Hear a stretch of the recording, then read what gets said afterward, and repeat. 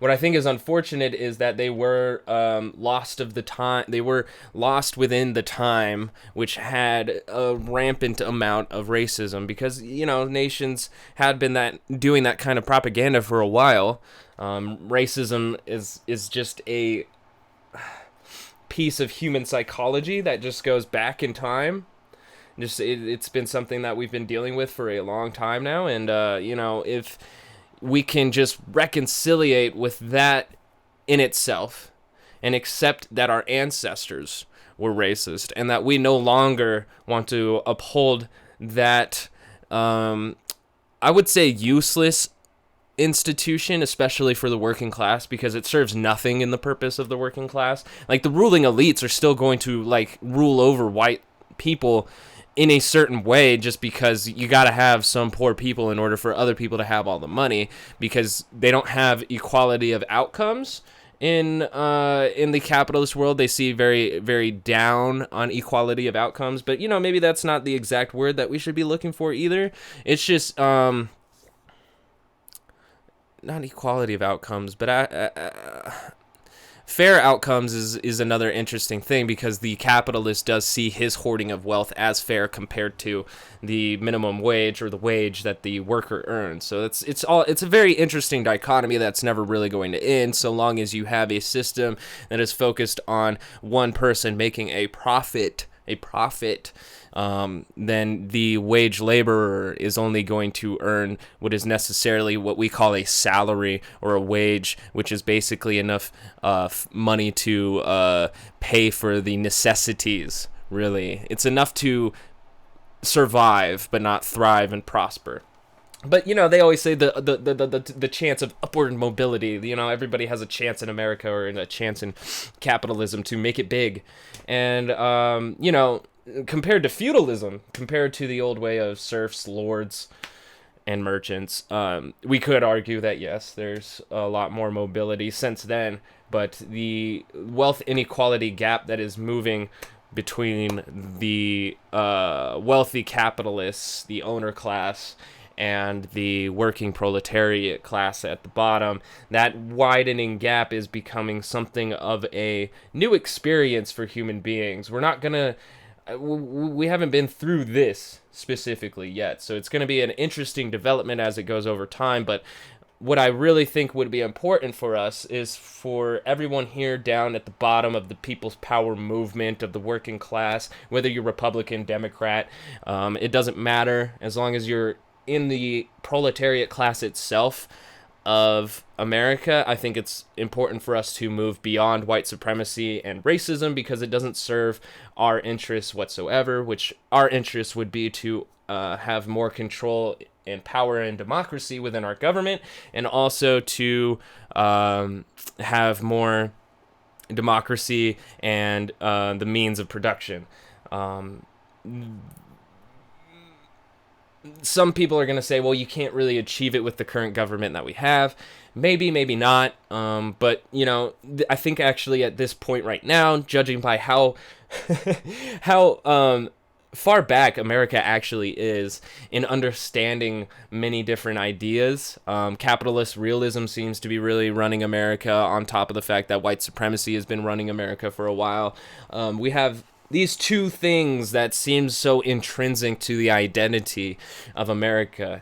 But I think that once we break these two down, the white supremacy and the capitalist realism, that there are alternatives, that we might be able to use our government for better means, because I don't think all governments are intrinsically bad. Like I said earlier, our founding fathers, even though they were slave owners, they did write a document that worked towards a more perfect union, and that gave rights to people that were revolutionary, and still pretty revolutionary now in this time. So I think the document itself has the potential to actually create a more perfect union.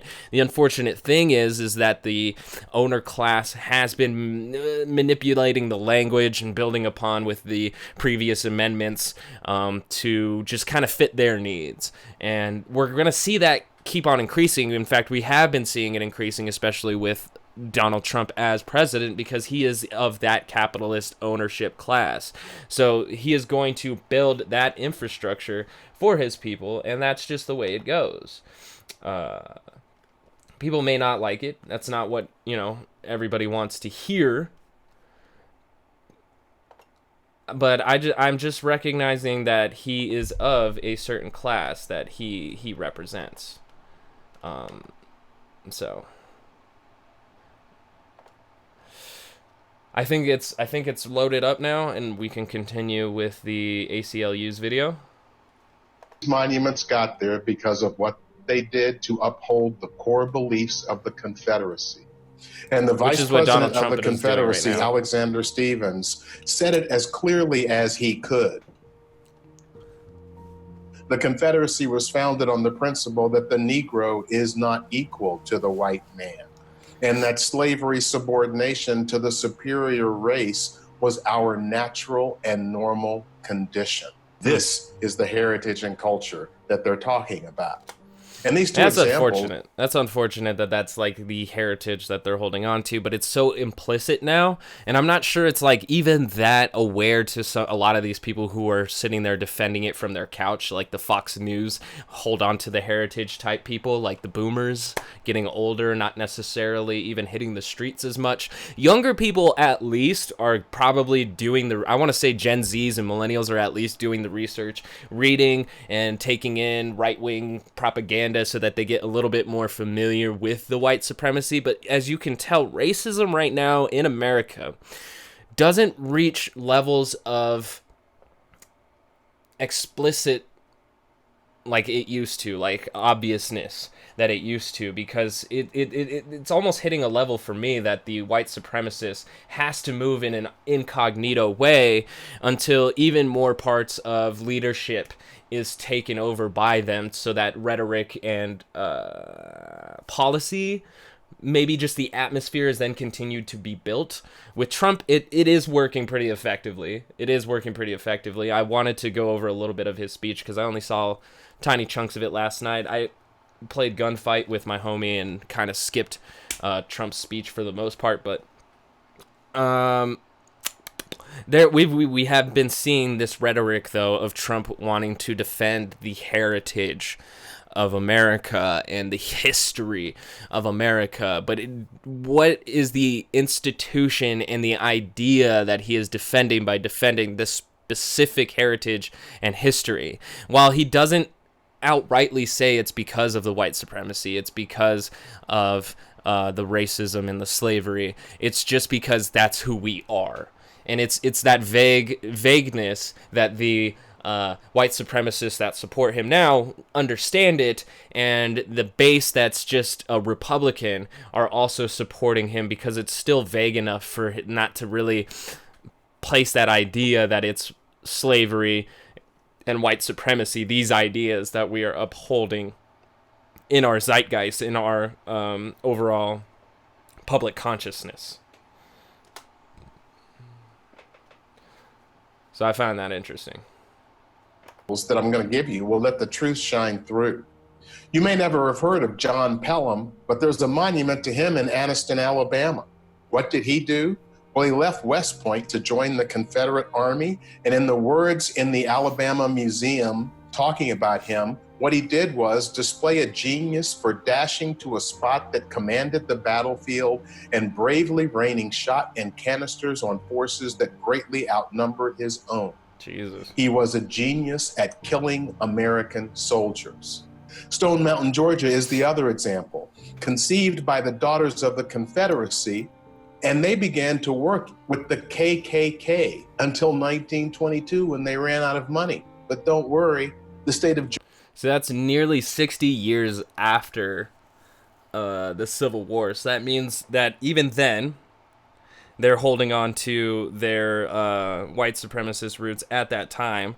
They're probably seeing 1922's around the time, I think, of the Tulsa Massacre. Let me see. And Tulsa wasn't the only one to suffer at this time either.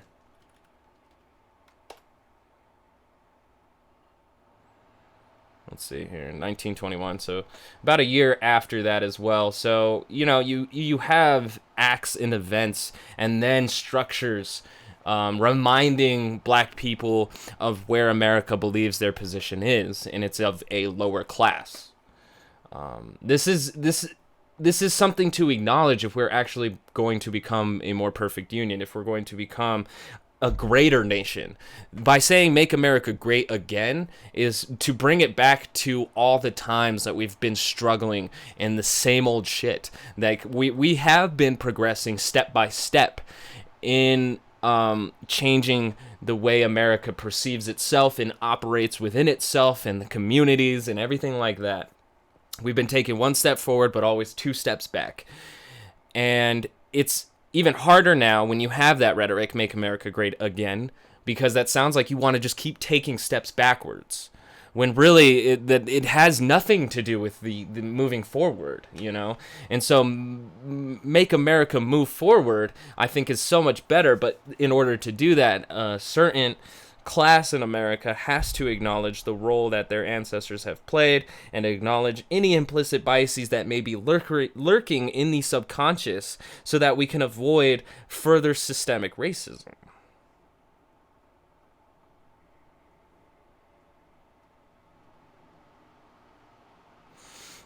I'm updating something on my phone real quick. All right. So in 1922, the Daughters of the Confederacy, alongside the KKK, start chipping away at a monument. And let's take it a little Georgia bit stepped in 1958, and with tax dollars, including the 1958. So that's about 36 years later. 36 years later, they helped finish this. Tax dollars paid by people who were descendants of enslaved people in Georgia. They finished that monument in 1972. Folks, there were two spikes to these monuments. 1896 to 1921. Spikes in these monuments. Specific times when these spiked, when they started erecting them more than normal. When America was about the business of putting black people back in their place after Reconstruction, there were lynchings at a rate of more than one every week. Separate but equal was the law of the land. Woodrow Wilson was screening Birth of a Nation in the White House. And the next spike was the Civil Rights Movement. Jesus Christ. I don't have the exact numbers here for this rubric, but that's fucking insane that they have this right here in the Reconstruction era, just putting up as many statues as they can. What's fascinating too is how much these actually look like castles to me. Even on a graph, the construction of Confederate monuments looks like a flex of white supremacy. And as he's saying here, the next spike was during the Civil Rights Movement. And it makes sense because during a time when you have certain propaganda going around about, I want to say, African-American communities assimilating with the greater idea of America, then you have them reinforcing this idea of the Confederate Army, even though they were actually traitors to the Union. They seceded from America in rebellion. And it's fascinating that we still had so many people allowed to erect these ideas. And it does have a lot to do with the fact that even Abraham Lincoln said that he would prefer the white man to remain in power. So, regardless of the circumstances of the emancipation, over time, the validity of the existence of what we call the Negro was still held down just by propaganda, just by thought. It was all through symbolism and rhetoric, and then further pushed by the violence committed against these communities through either state powers or even mobs in lynchings. I think to sum this up, W.E.B. Du Bois and his statement about Robert E. Lee applies to all these Confederate monuments. It's ridiculous to seek to excuse Robert Lee. Either he knew what slavery was when he helped murder and maim thousands in its defense, or he didn't. If he didn't, he was a fool. And if he did, Robert Lee was a traitor and a rebel, not just to his country, but to humanity and humanity's God. Wow. These monuments are coming down, and it's the first step to a true reckoning with America's racialized past. You see that? We have to tell the...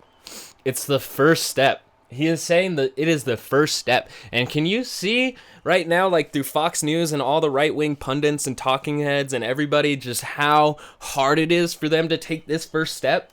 It's insane. The truth about how we got here before we can move forward. And most of everybody acknowledges this. And for some reason, it's become a partisan issue. If you are left-wing, everybody says, let's face our racist past and destroy the idea that these guys are great on the merit that they just created the country. We could say that certain things that they did was fine, but we cannot hold them on a higher pedestal because of the acts against humanity's their acts against humanity. Like, you just can't praise them for that, and you can't have monuments reminding citizens of this country who held them down. Like, it's dark. That's just so dark. I'm getting a little frustrated about it. Moving on. So shouts out to the ACLU at why it's important to face our country's past as is so we can move forward together. But here I found an interesting Boing Boing article. Boing Boing is just kind of like all over the place with their kind of reporting. But this comes from Rusty Blazenhoff, or Blazenhoff. I like his name though. Sixth great-grandson of Thomas Jefferson recreates his presidential portrait. Shannon Lanier is a television reporter, actor, author, and a direct descendant of Thomas Jefferson, the third president of the United States. He's also a black man, the sixth great-grandson of Jefferson and Sally Hemings, an enslaved woman who had 6 children with the founding father. Wow. Dressed in period clothing, Lanier recently stepped in front of the camera of Drew Gardner, a photographer who painstakingly recreates portraits of historical figures with their direct descendants. His ongoing Descendants project is a commission by the Smithsonian. That is actually pretty cool. This is me now speaking, not the article, but this is pretty cool that he is going to try to find the founding fathers and all of this, because what is important to recognize about America is that it is going to be stronger in multiculturalism. The far right will claim that multiculturalism has failed, and they will actually mark the failings of a racist system to prove it. But if you eliminate racism, multiculturalism will work. So by claiming that it will never work and it hasn't worked, and that it will never and has never worked, that's just stonewalling. That's a far right saying, I will not compromise because I don't want multiculturalism, because I want my purity in my family and their whole 14 words and all of that. When really, in reality, they're outnumbered, and it is more important for us to evolve into the greater human being that we could all be, which isn't going to be a pasty white person. I'm sorry, it's not gonna be. Unless we hit, the whole global warming ice age apocalypse and then we all have to go underground, then there's a higher chance that over time that we're all gonna pale out because we see less sun. But that's probably not gonna happen exactly like that. We don't know what's gonna happen after global warming changes the entire planet, but we're gonna find out, aren't we?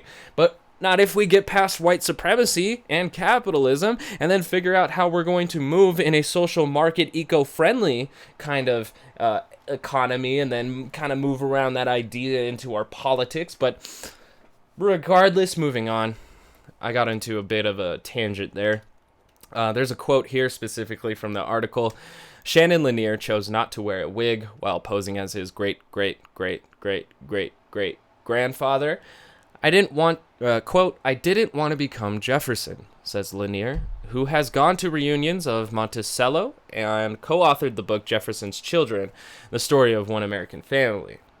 Quote, my ancestor had his dreams, and now it's up to all of us living in America today to make sure no one is excluded from the promise of life, liberty, and the pursuit of happiness. Lanier also had this to say about his famous relative, quote, he was a brilliant man who preached equality, but he didn't practice it. He owned people, and now I'm here because of it, unquote. So it's a pretty short article there, but I think it's just juicy enough. So the Smithsonian is working on a project called Descendants, which I'm going to click here. Kind of want to check out a little bit more. It's from the drewgardner.com gallery. Interesting. You have Isambard Thomas doing Isambard Kingdom Brunel. I'm not familiar with him. He looks like a capitalist, though. And they do look eerily similar. Well, a bit. Interesting. They do look a bit alike, too. This is Clive of India. Robert Clive, first Baron Clive of Plassey. Robert Holden, the great-great-great-great-grandson of Clive of India. This is pretty cool. It is mostly white people, though. Nice. The great-great-great-grandson of Napoleon.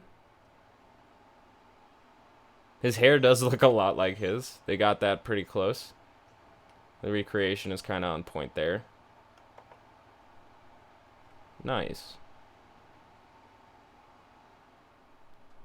Nice. He even has his middle name, Gerald Charles Dickens, the great-great-grandson. So there's a portrait of Charles Dickens. That's pretty cool. Most of them are white. I think the Thomas Jefferson one is probably going to be the most revealing out of all of these. Oliver Cromwell. Emmeline Pankhurst, women's rights activist. Wow, they look almost exactly alike. Holy shit. I think that's great-great-granddaughter. Nope, just great-granddaughter. That's crazy. They look almost exactly alike. William John Horatio Tribe?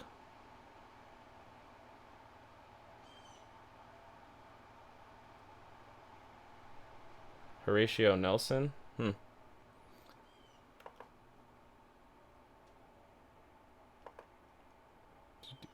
Oh, nice.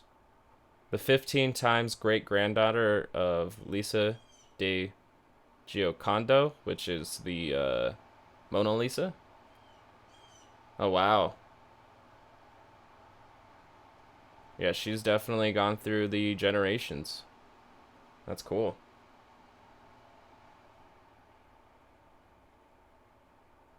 I wonder what it's like to pose for that picture. You know, knowing that you're a descendant of one of the most famous paintings of all time. Every man is a quotation from his ancestors. That was the end quote there. So that's still pretty cool. Let's see here. Jefferson's Children, the Story of the American Family. I guess that would be worth checking out. It has one review and it says, I have not read this book yet, but it looks interesting. Good review, bro. So, yeah.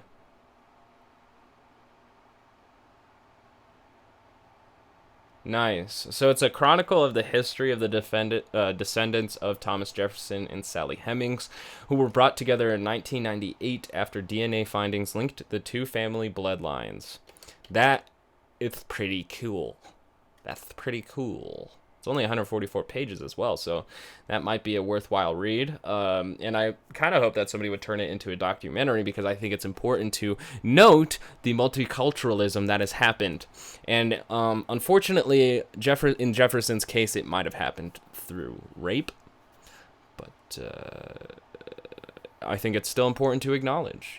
Jefferson may have enacted certain policies that were in the benefit of the working class, or in the benefit of the slave class, or in the benefit of America as a whole, but we also have to acknowledge that he made major mistakes. He was a completely imperfect person. He tried his best to be an all-American patriot, but that also meant owning people. We have to acknowledge that. So there's no reason that we need a statue of him, but we could throw a statue of him in a public statue is unnecessary, but something in a museum to give context of his entire life. We have the opportunities to make documentaries. We don't have to have statues to do this. The statue usually just paints this ideologue version of whoever we're trying to romanticize at the moment. So it's unnecessary. So that's still pretty interesting, though. Let's see. Like I said, I have no plans about this whatsoever. Italy is trending all countries matter. That's nice. People are like steering away from America with their... I wonder if they're from these countries. They're just posting beautiful pictures of all these places. Scotland, Africa, Colombia. I like it because it acknowledges that multiculturalism is all around us, and also like ecology, beauty. All countries matter, not just America. Here's some pictures of Scotland for you. In celebration of 4th of July, here's some pics of my beautiful homeland of Vietnam back in 2018. Whoa, that is a cool fucking picture. They have a hands making bridges. That is a cool monument. That's cool.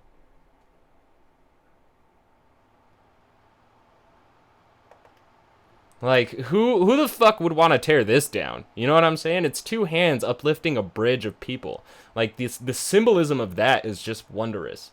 Like, wow. Like, fuck all racism, bro. Nice. They have a donate for Black Lives Matter there in their comments. Sign the... Oh, man. That's great. That's great.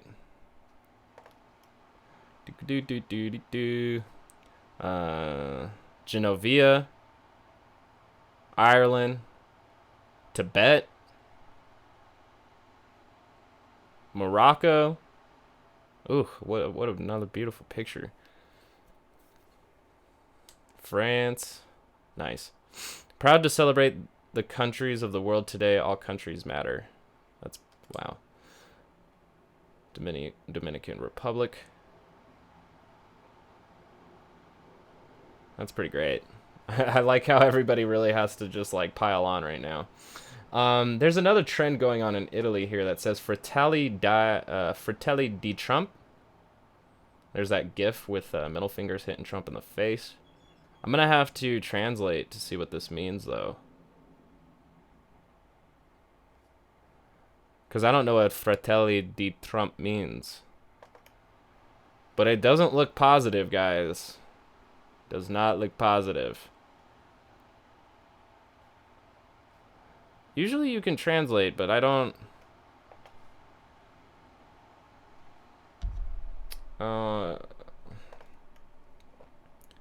Normally you can translate tweets.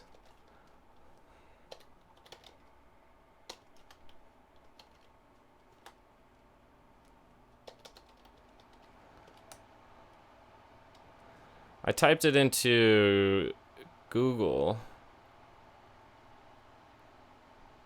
Does it mean family? Fratelli? Does that mean family? No. Fratelli di Trump.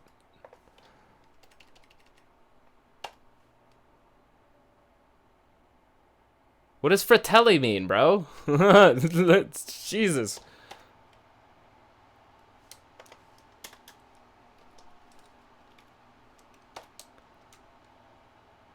Oh, Brothers of Trump.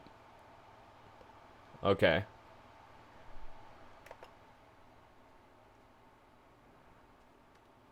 So Italy, one of the first nations to ever go fascism, is saying Brothers of Trump in a hashtag.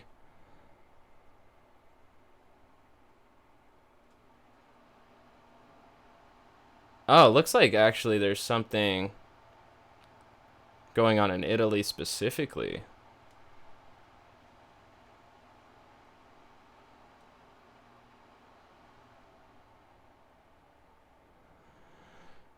Hmm.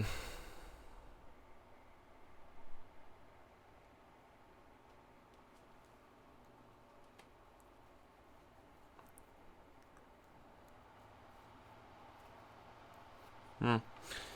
Yeah, there's something floating around, I think. I'm not sure what's going on. That's funny. That's funny. That's funny. I don't know what that tweet says because it won't fucking translate. Oh, there it is. All right. It says the European Parliament, in its resolution of 19th of June, says that racism and discrimination are not allowed in our societies, and, quote, strongly condemns the atrocious death of George Floyd, unquote. League and Brothers of Italy vote against. League and Brothers of Italy voted against. That's fascinating that they, like, the European Parliament passed a whole resolution denouncing racism and discrimination, while our president has just been kicking a can down the road, and it just rattles dog whistles the whole time.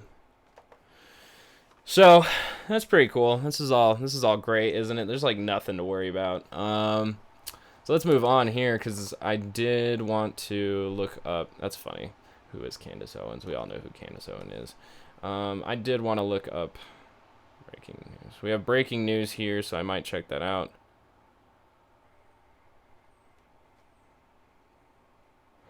I did find an interesting Reddit page here that I've never seen before. It's called What's Everyone On About? Which is pretty cool because you can post a question and, you know, you can get some people to just find answers for you. What's going on in Lebanon right now? What's going on with Derek Chauvin? What's the deal with Mexico passing a law that supposedly makes repairing your own PC illegal?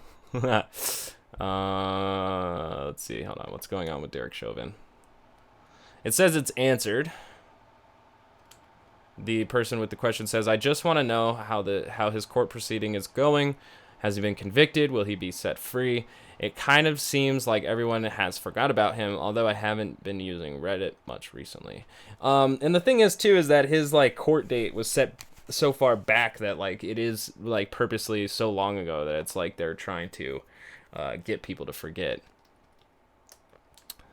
Answer, he's awaiting trial, but with so much press coverage and controversy, it's going to be a while to find an impartial district to hold the trial in. And then they get to start jury selection. Then the trial will actually get started. Yep. It says here, you're looking at least 1 to 2 years before it goes to trial, and that's a conservative estimate. You've pointed out one of the most difficult aspects of prosecuting police officers. At this point, it is virtually impossible to find a clean jury to hear the case. Go to your social media websites and randomly choose 12 friends. At least half have probably posted about it, and they're probably automatically stricken for at jury selection. All it takes is one juror showing some sort of unauthorized bias, commentary, action to get a mistrial. Honestly, I can't think of a way of actually have this case without it resulting in a mistrial. Unfortunately, I agree with him. So, it's not going to be good. It's not going to be good. There's too much protection. I don't think Minneapolis has done anything other than move forward towards closing down the Minneapolis Police Department.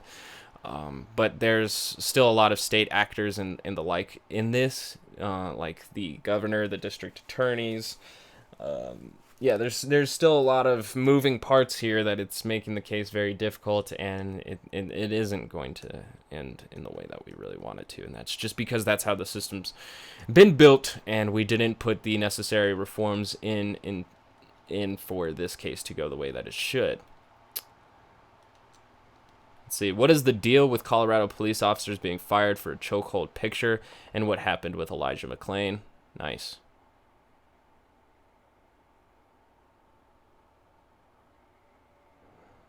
Nice. Yeah, the cops did get fired for posing in that photo, which is awesome. They didn't get fired for Elijah being killed, and they didn't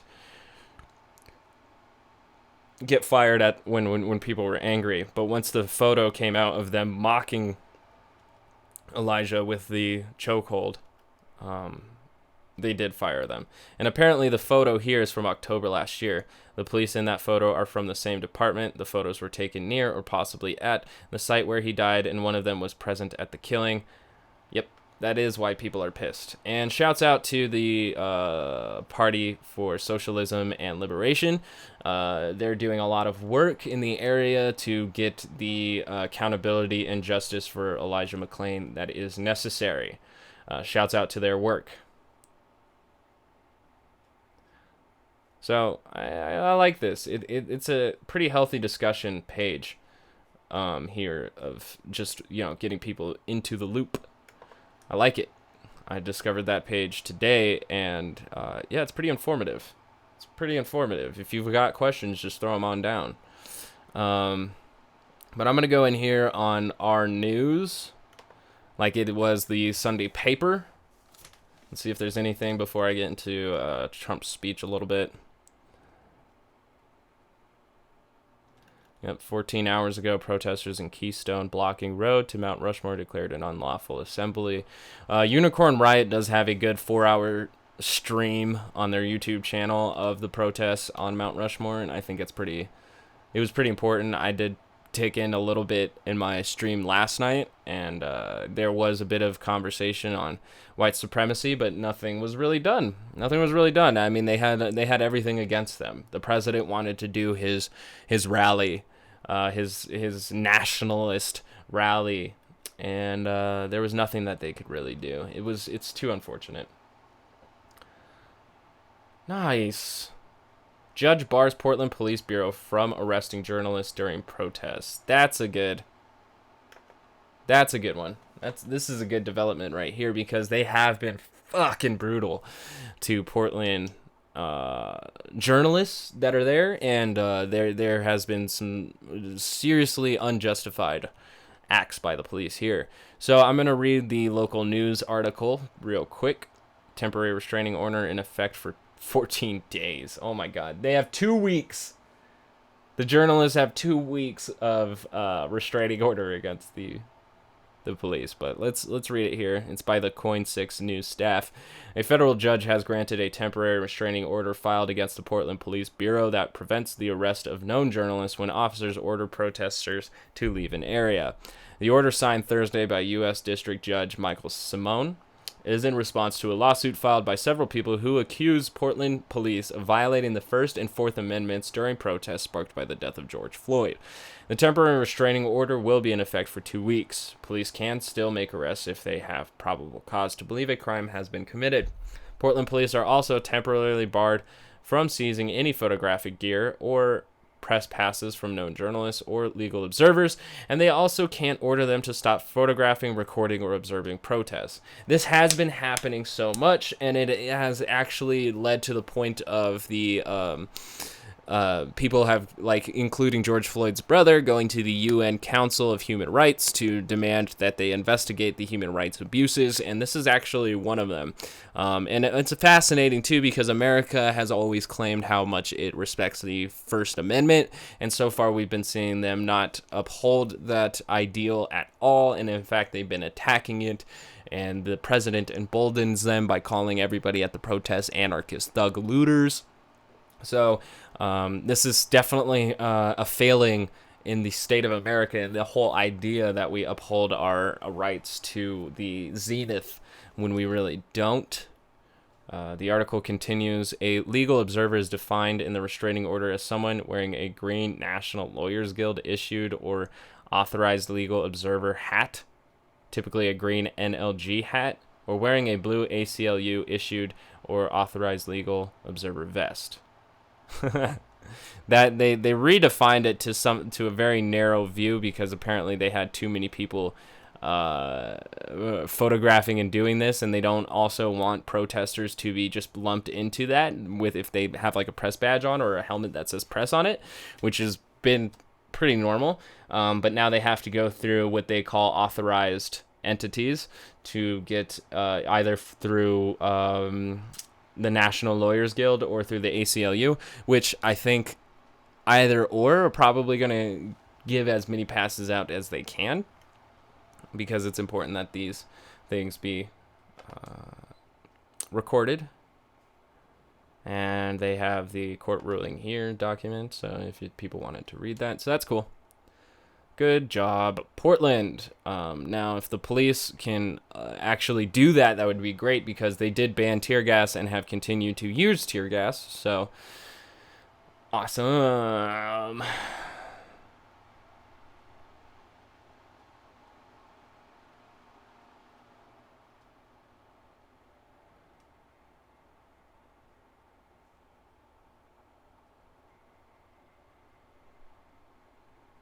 Holy shit. Boy of 14 charged with first-degree murder of woman. Shocking string of shootings and assaults.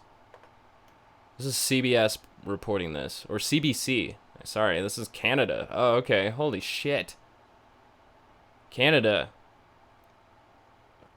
Let's see what Canada is going on here. Winnipeg shootings, stabbing happened in 24-hour period between early Canada Day following morning. The report says a 14-year-old boy has been charged with first-degree murder and a range of other serious offenses in connection with unrelated shootings that killed one woman and injured 5 people in Winnipeg. Quote, I think it's going to be terrifying and concerning for a lot of Winnipeg, the fact that we would have so much violence committed by such a young individual. Constable J. Murray told media on Friday. I'm just guessing that's what that the abbreviation is Constable. It's CONST. On Friday, police released what they believe to be a timeline of the crimes, which they said began on Wednesday at 2:30 a.m. when a 44-year-old man was found injured on Balmoral Street near Cumberland Avenue. Police said the man had been hit by a vehicle, but it was later determined that he had been shot beforehand. He was taken to hospital where he is in critical but stable condition. The next incident police said they responded to was a double shooting on Flora Avenue. Police said Daniel Dawn Coate, 27, was walking down the street at around 3:15 a.m. Wednesday, when she was shot and killed, police said she was with her 18-year-old cousin at the time and that he was also shot but is in stable condition. Their police cars look exactly like ours.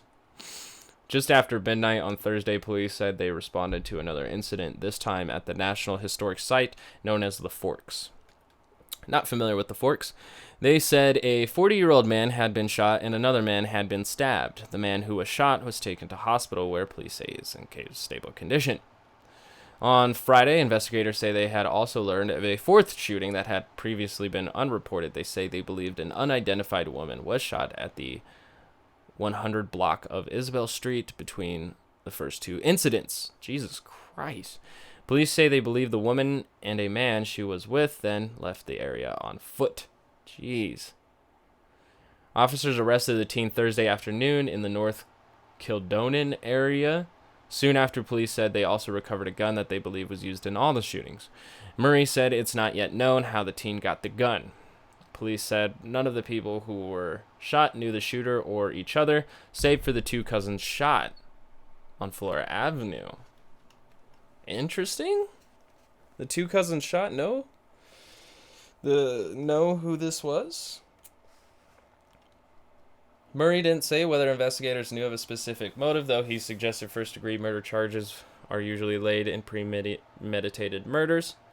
The teen is charged with first-degree murder, attempted murder with a firearm, 2 counts of aggravated assault, 2 counts of assault with a weapon, possessing a firearm contrary to a prohibition order, 3 counts of discharging a firearm with intent, and failing to comply with a sentence.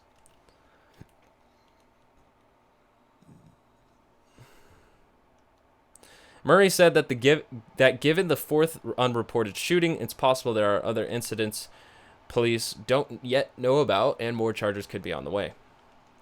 Quote, it's possible that other people in Winnipeg had a firearm pointed at them, unquote. The teen didn't have a prior record with police, said Murray, but he did have previous run-ins with the criminal justice system. He remains in custody. So if anyone has information, they have the Crime Stoppers. So that's pretty crazy. That's pretty crazy. I thought that was more of an American thing, but it's Canada. I should have seen the .ca there, but it seems we're all dealing with the same kind of issues here in the Western world. Western civilization sure does have a lot of innovation, including mass shooters.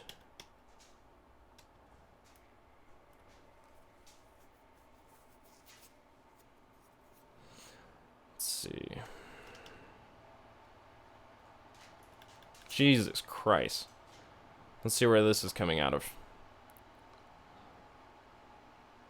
It's California, Sacramento B. McDonald's worker injured after CA man attacked her over mask rule, complaint says. This is reported on July 2nd. I don't want notifications from every single random website. A 19-year-old McDonald's employee was working the drive-thru line at a restaurant in Oakland when a customer pulled up without a mask on, according to a complaint filed with the California Occupational Safety and Health Administration. But after the employee told the customer he needed to wear a mask, she was assaulted by him, according to the complaint.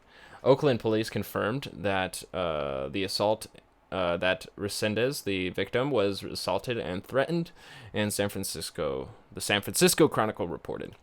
On June 27th, the day the alleged incident occurred, I'm going to fix it. On June 27th, the day the alleged incident occurred, the victim had asked the owner of the franchise how to handle a customer not wearing a mask. Michael Smith, the owner, told her, quote, don't serve them. That is all you can do. The customer said he didn't know he needed a mask, began using, quote, racially charged language, unquote, and after parking his car, walked up to the window where Resendez was working, the complaint says. The man started banging on the drive-thru window and yelling racial slurs at the employee. According to the complaint, Resendez had to hold the window to keep the man from opening it because the lock was broken. But he was able to open it when she reached for the phone to call 911, according to the complaint. The man screamed that he wanted Resendez's name and corporate number, the complaint says. The manager on duty wrote Resendez's full name on a piece of paper to give it to the customer, but Resendez grabbed the piece of paper from the manager, the complaint says. Resendez gave the manager the phone and said the manager hung up the 911 call. Oh my God. The manager explained to Resendez that the customer would leave if she gave the customer her name. Quote, what if she kills me? The worker asked, according to the complaint. Quote, the manager didn't say anything, the complaint says. When Resendez walked back to the window to close it, the man grabbed her and began hitting her, according to the complaint. Resendez told OSHA that the man bruised her arm.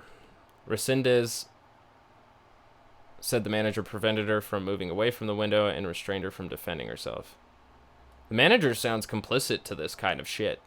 Quote, I have bloody scratches on my neck, and you can see his 3 fingers on one side and his other finger on the other side. That is how I know he grabbed my neck, and I remember clearly that he grabbed my shirt. I stood up and pushed the window as hard as I could, and he was face to face with me. When he talked, he was spitting. Jesus. The man left the window after a woman in the car with him subdued him, the complaint says. The supervisor on duty called law enforcement immediately on report the incident, Smith told Business. Officers were welcomed into the restaurant to review security footage and are still investigating this matter. X-rays of her hands and fingers showed no broken bones. All right, that's good. She didn't deserve any of this. She was just doing what the owner of the restaurant said. Yeah. It's utterly insane that this is becoming that big of an issue for people. That you literally can just find anything to wear a mask and take care of it. You don't have to make this an issue as big as it is. We're being required to do this all across the nation. So it's just to prevent droplets spreading further and further in the atmosphere when you're interacting with people. It's not that big of a threat against your rights or your life. It's pretty gnarly that this has been pushed that way.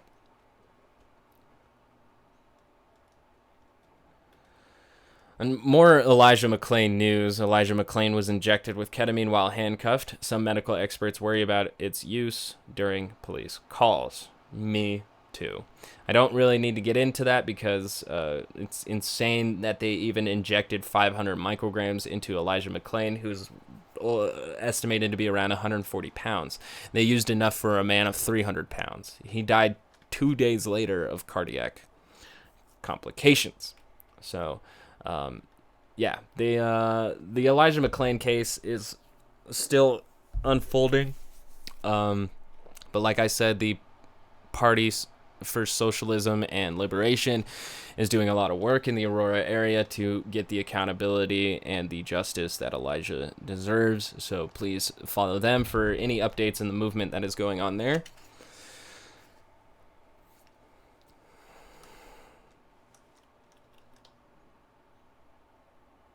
Ooh, North Korea dismisses chance of face-to-face U.S. nuclear talks ahead of election. It seems like Kim Jong-un got exactly what he wanted from Trump, which was a legitimacy scene. So it's going to be interesting to see how this unfolds between the relationship between Kim and Trump. But I still assume that they're probably good friends since they're both of authoritarian ideas.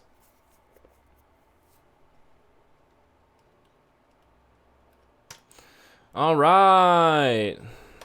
This was reported 15 hours ago by CNN.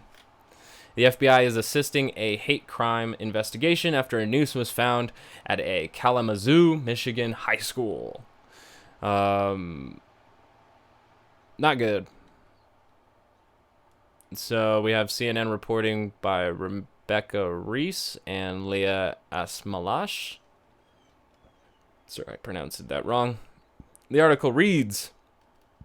It says the press box was where they found the noose, which is where all the sports are reported from at the high school.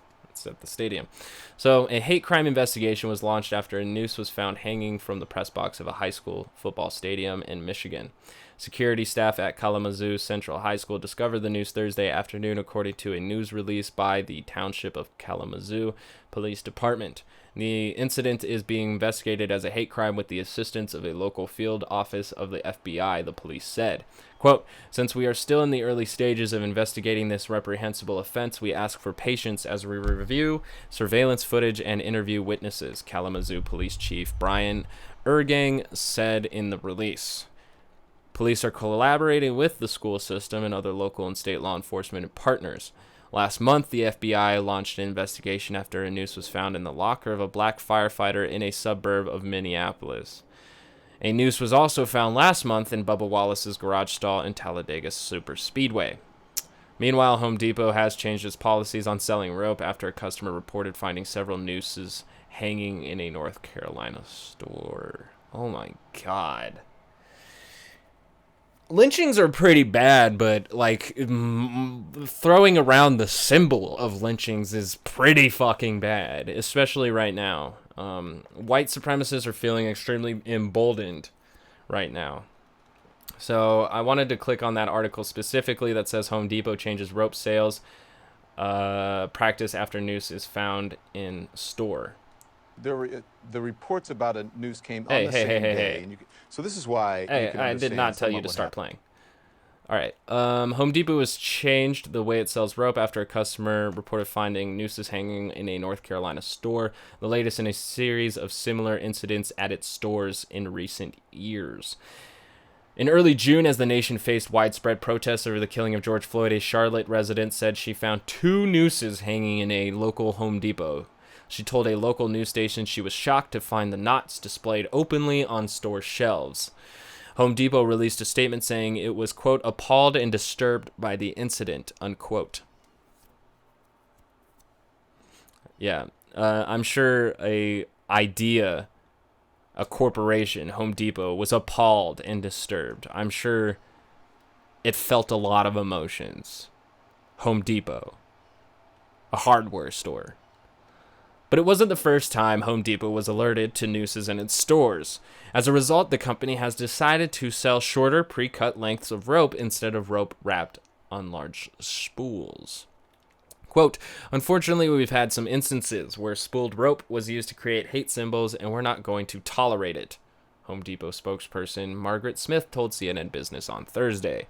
The hangsman's noose knot is widely regarded as a threatening symbol of racism and hatred in American history. Noose knots were commonly used to hang African Americans during routine lynchings that have terrorized black communities since slavery. Home Depot said the rope sale policy change was a precautionary measure. In 2016, a Pittsburgh area Home Depot employee filed a complaint after discovering a noose hanging in the rope aisle inside his store. And last year, a Williamton, Delaware Home Depot came under fire after sisters Lisa and Leonie Flowers reported finding nooses hanging in their store's rope aisle. The symbolism of nooses is particularly relevant as businesses and institutions across the country are engaged in conversation about systemic racism. NASCAR officials recently released a photo of a noose found hanging in the garage stall of NASCAR driver Bubba Wallace, who is black.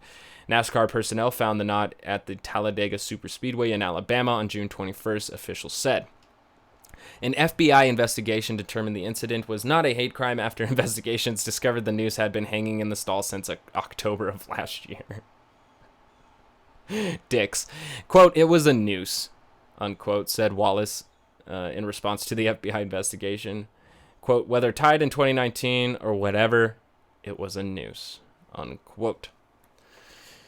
Woo! So I am having the idea that racism in America is as American as fighting racism. Fighting racism is as American as racism is in itself. But each individual citizen has to decide whether they're going to defend the racist narrative of America and continue to build upon that story, or they're going to build on the story and narrative and the myth of America being the beacon of anti-racism, which it has been in the past. It has been, whether it's the Emancipation, whether it is Juneteenth, whether it is the Civil Rights Movement, Martin Luther King, Malcolm X, Huey P. Newton, Bobby Seale, the Black Panther Movement, Angela Davis. You got to decide. That's where we're at right now, unfortunately, and we keep reaching these points because some of us forget about the battle or just don't want to pay attention to it. But I think it's important now that everybody choose a side of which they want to stand on. Do you want to build on the narrative of racism, or do you want to build on the narrative of anti-racism? What kind of history books do we want our children to read when they come to this time period in their studies in our schools? So you take that into consideration as we're moving forward on all of these things. So it's unfortunate. Nooses are popping up everywhere, and it's gross. And you got to blame the idea that the right-wing pundits and talking heads are pushing, that it's important to hold on to their heritage. It has to do with that.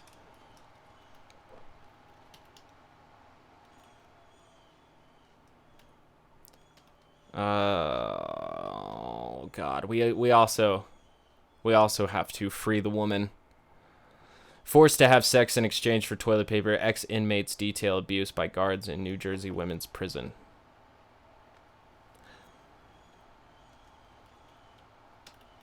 This comes from July 2nd. The work group on harassment, sexual assault, and misogyny in New Jersey politics held a public hearing via Zoom meeting. About 50 people attended the meeting, including several women who testified about sexual misconduct in politics, government, and state prisons. This is very important because just like many marginalized groups, the woman is being held to subpar standards, and you get taken to an even worse class when you are of the prisoner class. They do not see you as very human at that point. You are nothing but a criminal, and then you get treated as such. So I want to read portions of this. I don't want to read the whole thing. There's a lot to get into. I feel like I've been reading a lot to you, and I kind of want to get to some videos so that I don't completely destroy my voice. I don't think anybody wants to hear me read the whole time, but let's just get a little bit here.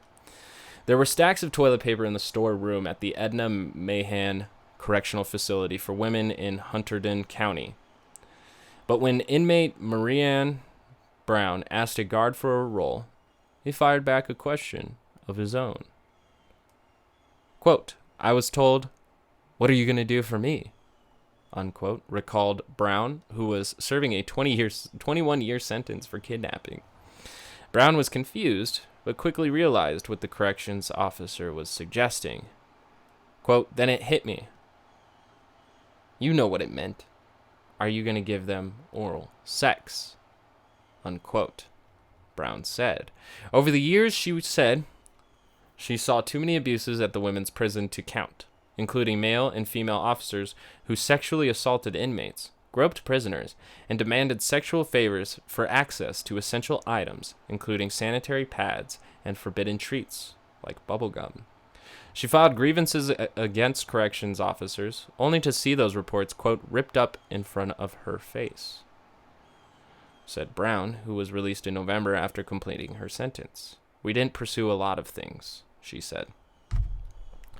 Brown was one of 6 former inmates from the women's prison who testified Wednesday at a public forum of the work group on harassment, sexual assault, and misogyny in New Jersey politics. The hearing, held via an online video call, was the 4th held by the group since it was founded in January by Senate Majority Leader Loretta Weinberg to hear the experiences of women who have faced sexual harassment and misconduct in state and local politics and government. The former inmates shared emotional accounts of alleged sexual abuse and corruption in Edna Mahan, the state's only women's prison. Some of the women testified they were sexually assaulted and harassed by corrections officers who came into their cells or rooms in their prison's minimum security cottages regularly with no oversight. They alleged prison cameras were pointed at walls and ceilings so abuse would not be seen.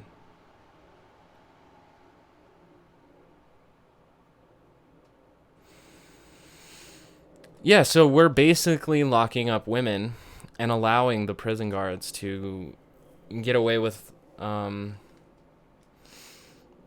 assault, and we're not sure yet how bad this is throughout the prison system, because we can't assume if it's happening at one prison, why would it not happen at more? And there's also a famous quote from back in the day that the black man could vote before the woman could. And so I think the intersectionality here of white supremacy is that it also kind of enforces male supremacy in a lot of ways. We do live in a patriarchic society. America has yet to have a woman president. I don't even think we've had a woman vice president. So for a while, we have struggled to have woman leadership, and then also we have had a hard time of moving the woman from being objectified as merely as a tool for sexual pleasure or bringing children forth into this misogynistic world. We still have a lot of room to grow on that. Like I have said before, I love America to a certain extent, especially for the fact that it's not China. But being born here and just being told to accept America as the way that it is kind of a disgusting prospect for me, because I know there's so much more we could do. We have uplifted the woman in many ways at many times, but yet we still do hold them to this standard that they are just pieces of meat, and it's gross. Not for it at all whatsoever. It's pretty sad.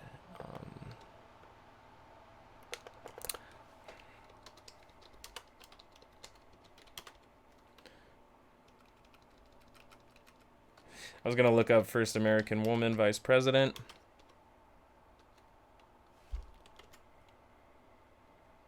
Presidential inauguration was in March 1873, and Woodhull's 35th birthday was 6 months later in September. In 1884, Belva Lockwood followed with a run for president. Her running mate was Marietta Stowe, who became the first woman to run for vice president. I guess in 1884, there was a woman who ran for president. That's interesting.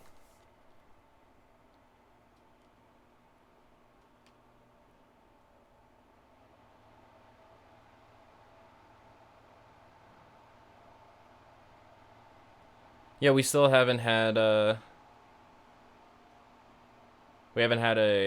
vice president here in America, but we've had nominations.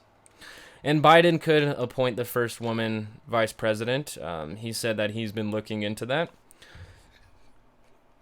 So in 2020, we may see the election of our first ever woman president, but I highly doubt it. Just because I heard statistics yesterday, and it was from Tim Pool, mind you, so with a grain of salt, but Trump has about a 91% chance of re-election. And I kind of wonder about those statistics specifically, because is it that he actually wins re-election or just that he will be president next year? So it makes me wonder. But it's unfortunate. Now, we do have to wonder if this is happening in one prison in New Jersey, how many more women are being abused across the board? How deep does this rabbit hole go across the nation? I'm sure it's not good, and we should abolish the prison industrial complex because there's so many toxic issues about it.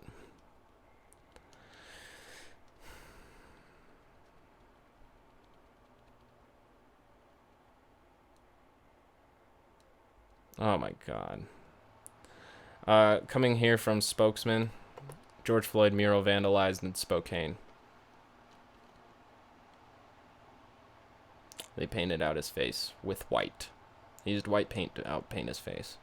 The BLM mural on the Shacktown Community Cycle building at 2nd Avenue and Howard Street in downtown Spokane, pictured on Friday, was vandalized overnight Thursday.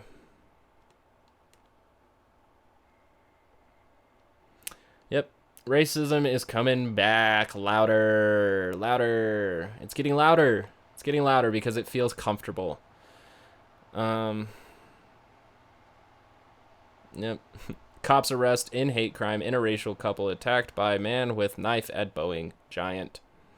Bowie Giant. Nice. Cool. Yep. This is racism is getting louder.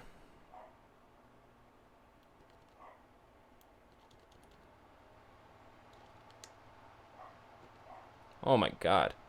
4 hospitalized after shooting at Alabama shopping mall. 8-year-old was killed.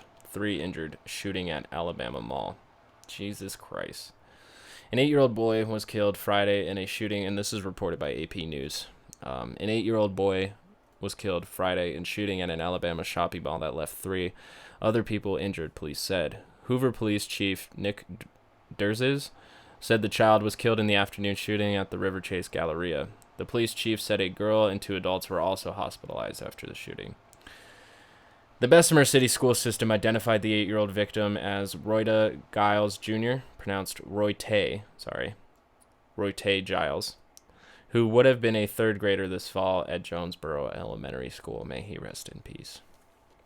The school system described him as, quote, a smart child who was a jewel with big dreams of someday entering the music industry, unquote. Quote, he was bright, articulate, and very convincing. We even tried to convince him to become a lawyer, unquote, former assistant principal Van James said in the school system's statement. Hoover Mayor Frank Brocato said he visited the boy's parents Friday evening. Quote, this was just a very senseless tragedy, and of course they are devastated by this, Brocato said.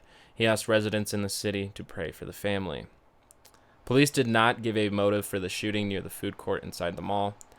Derzis said police are working promising leads, but did not say if they had identified suspects. Quote, we don't know at this point what led to the shooting or how many gunmen were involved. Multiple shots were fired by the police said. Annalisa Pope, who works at Hollister in the mall, told WBMA-TV in a telephone interview that she heard 6 to 7 shots that, quote, sounded like they were coming from every direction. Quote, it wasn't just 1 or 2, Pope said. That's what got me off guard. The shots just kept coming, kept going. Quote, it felt so close, she said. It was so surreal. It doesn't even feel real right now. You wouldn't expect something like that to happen out of nowhere on a normal Friday afternoon. Unquote. The mall was evacuated after the shooting. So they have no information here.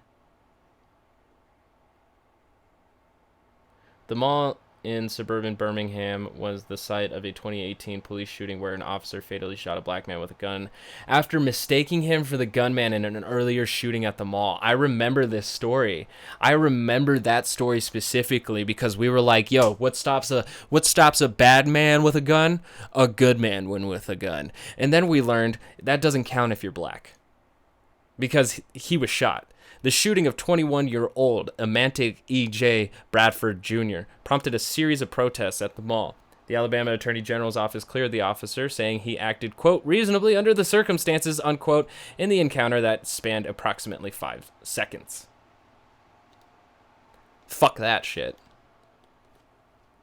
That cop did not act reasonably. He shot the first man that he saw, which was a black man with a gun.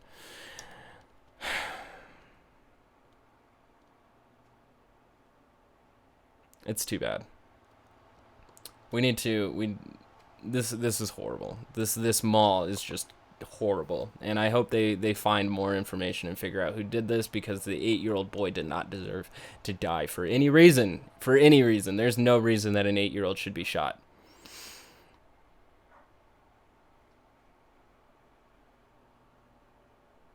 Jesus Christ. 2-year-old dies in accidental shooting at fire station in Hendersonville. I'm not even going to read it. It's just fucking wild. Arkansas daycare kicks out child for wearing Black Lives Matter shirt.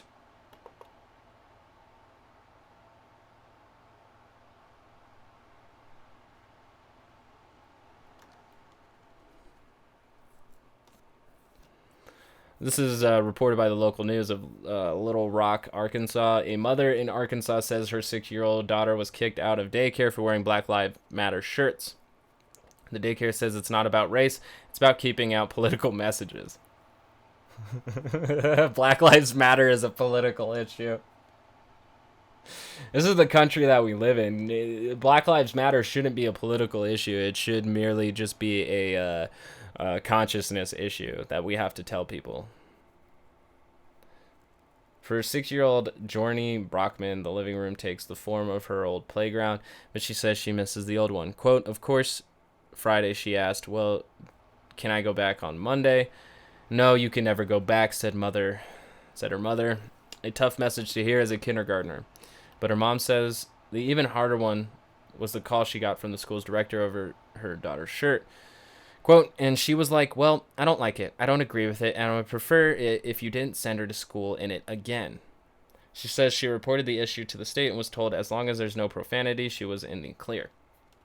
Quote, if I'm supporting something, I'm going to wear it. My child is going to wear it to help say that our voice needs to be heard. Let's see. She went back to the school Friday in another Black Lives Matter shirt, but when DeVell picked her up, she says she was told her shirt was encouraging racism and was no longer welcome at the preschool. Yep. That's our president at work. This little girl got kicked out because they believe Black Lives Matter is a symbol of racism. But in reality, her daycare is practicing white supremacy. Quote, I got very upset because I'm like, are you serious? Over a t-shirt. Though the directors of His Hands refused an interview, they sent us a statement reading, quote, we feel a child care environment is not a place for a parent's political views to be addressed or played out, regardless of race, unquote. We got another quote here. It's not political. It's everyday life. It's all over the news. Right is right. Wrong is wrong. Duvall says she will continue to teach her daughter the importance of equality and hopes this school will start doing the same. Quote, if you're going to a Christian-led daycare, let's abide by the Bible then. Oh my God, this story is just so disgusting. Yeah, I'm sure Jesus would have a problem with Black Lives Matter shirts. I'm sure he would go, that's a symbol of racism. I'm sure that's what Jesus would do. All right, enough of the articles. I've already read too much.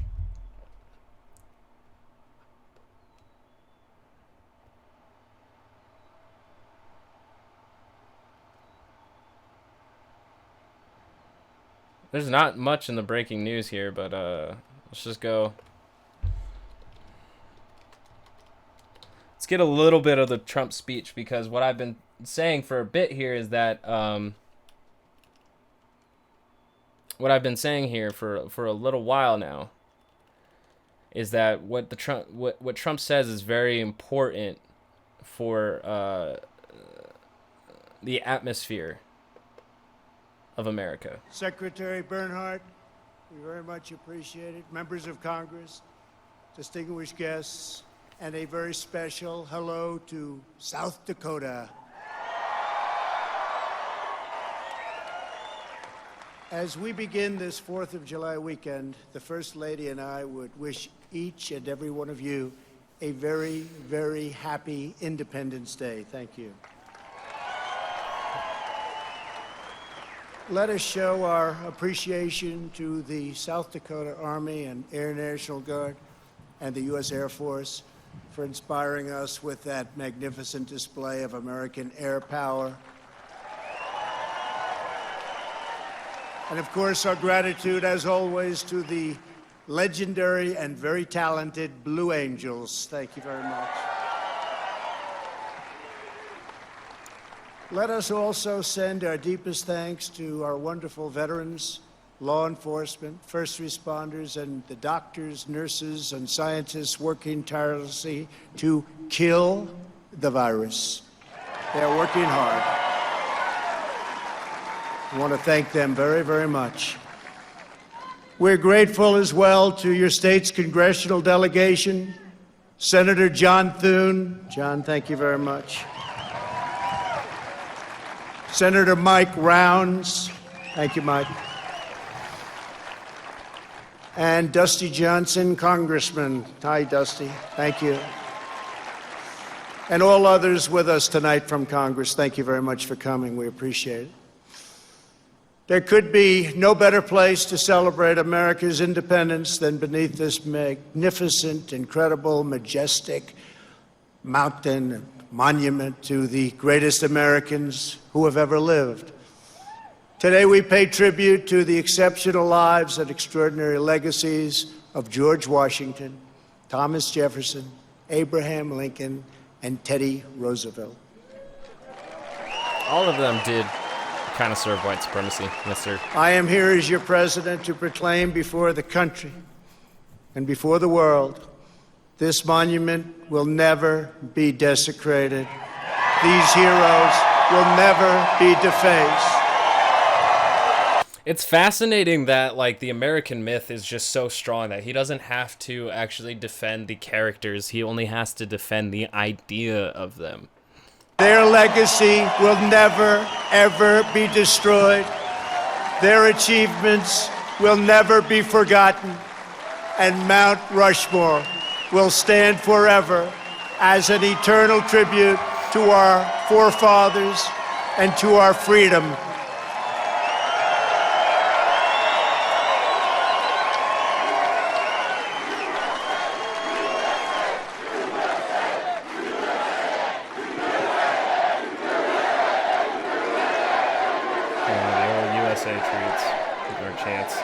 We gather tonight to herald the most important day in the history of nations, July 4th, 1776. At those words, every American heart should swell with pride.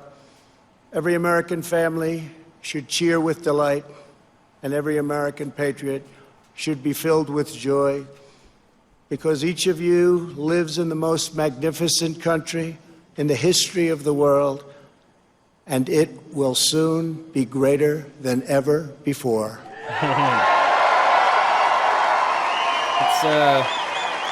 I think that's what's fascinating, is that he wanted to make it great again, and now that it's great again, we're going to make it greater than ever before.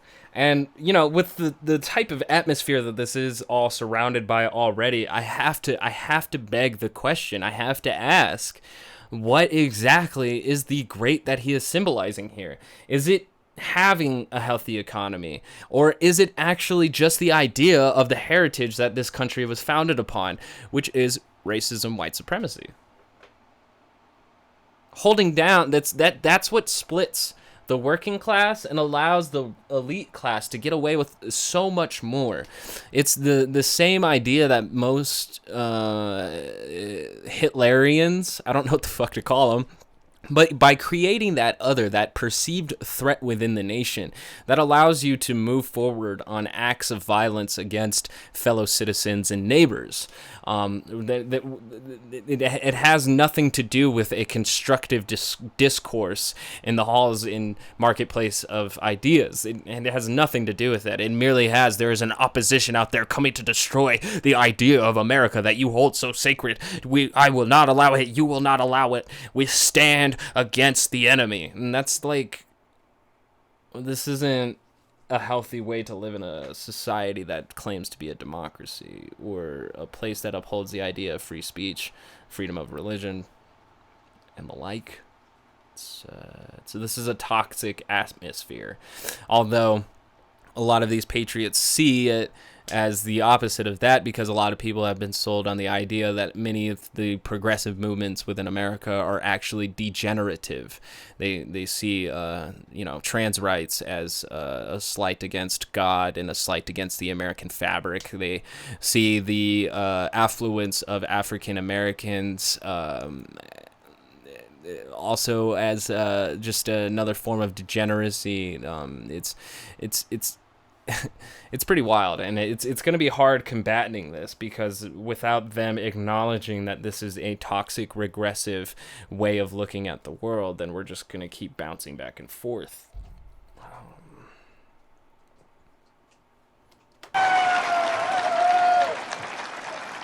Our founders launched not only a revolution in government, but a revolution in the pursuit of justice, equality, liberty, and prosperity. No nation has done more to advance the human condition than the United States of America. And no people have done more to promote human progress than the citizens of our great nation.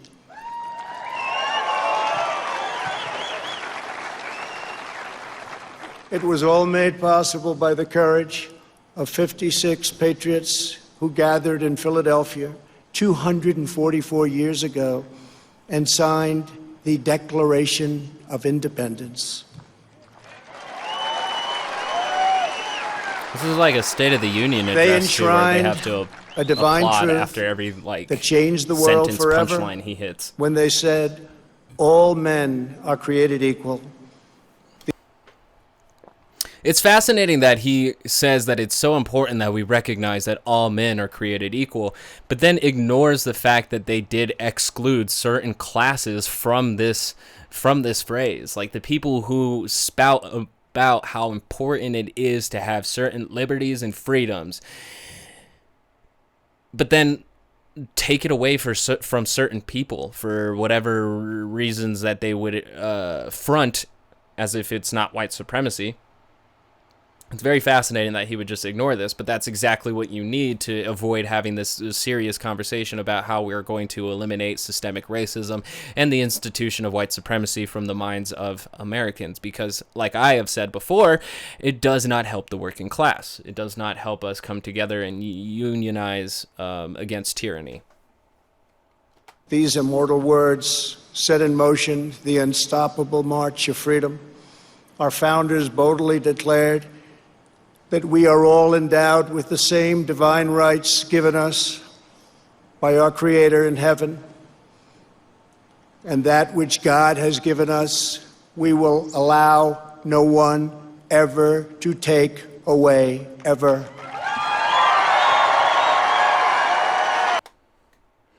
And again, I'm not really sure who he's talking to, because he has made movements to take away like transgendered rights. Like, the transgender people have definitely been suffering underneath the Trump administration. So for him to be claiming that still we're living in this time of equal for all men, which, you know, again, it's already a bit genderphobic in itself.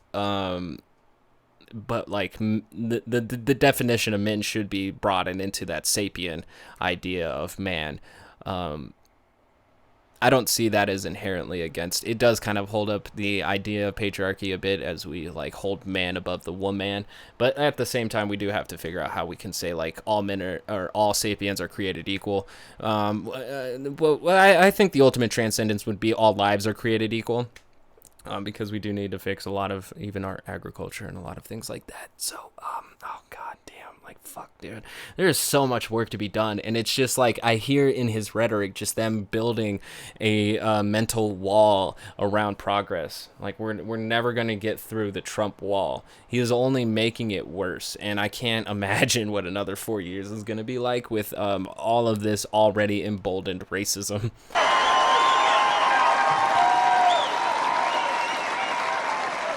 He's stonewalling, which is 1776 represented the culmination of thousands of years of Western civilization and the triumph of not only spirit, but of wisdom, philosophy, and reason.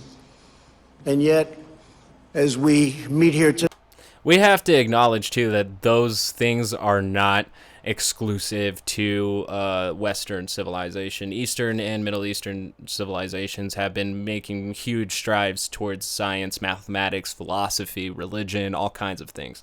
American exceptionalism is a myth sold to embolden nationalists and white supremacists. Just saying.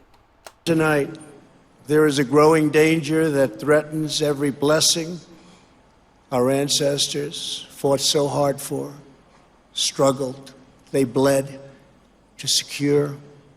Our nation is witnessing a merciless campaign to wipe out our history, defame our heroes, erase our values, and indoctrinate our children. I think he's mischaracterizing a position. The protest movement is out to reprioritize our priorities, because as most sides can see is that most of our systemic issues are just a failure in priorities, whether it be the endless wars in the Middle East or it is the endless police brutality here at home.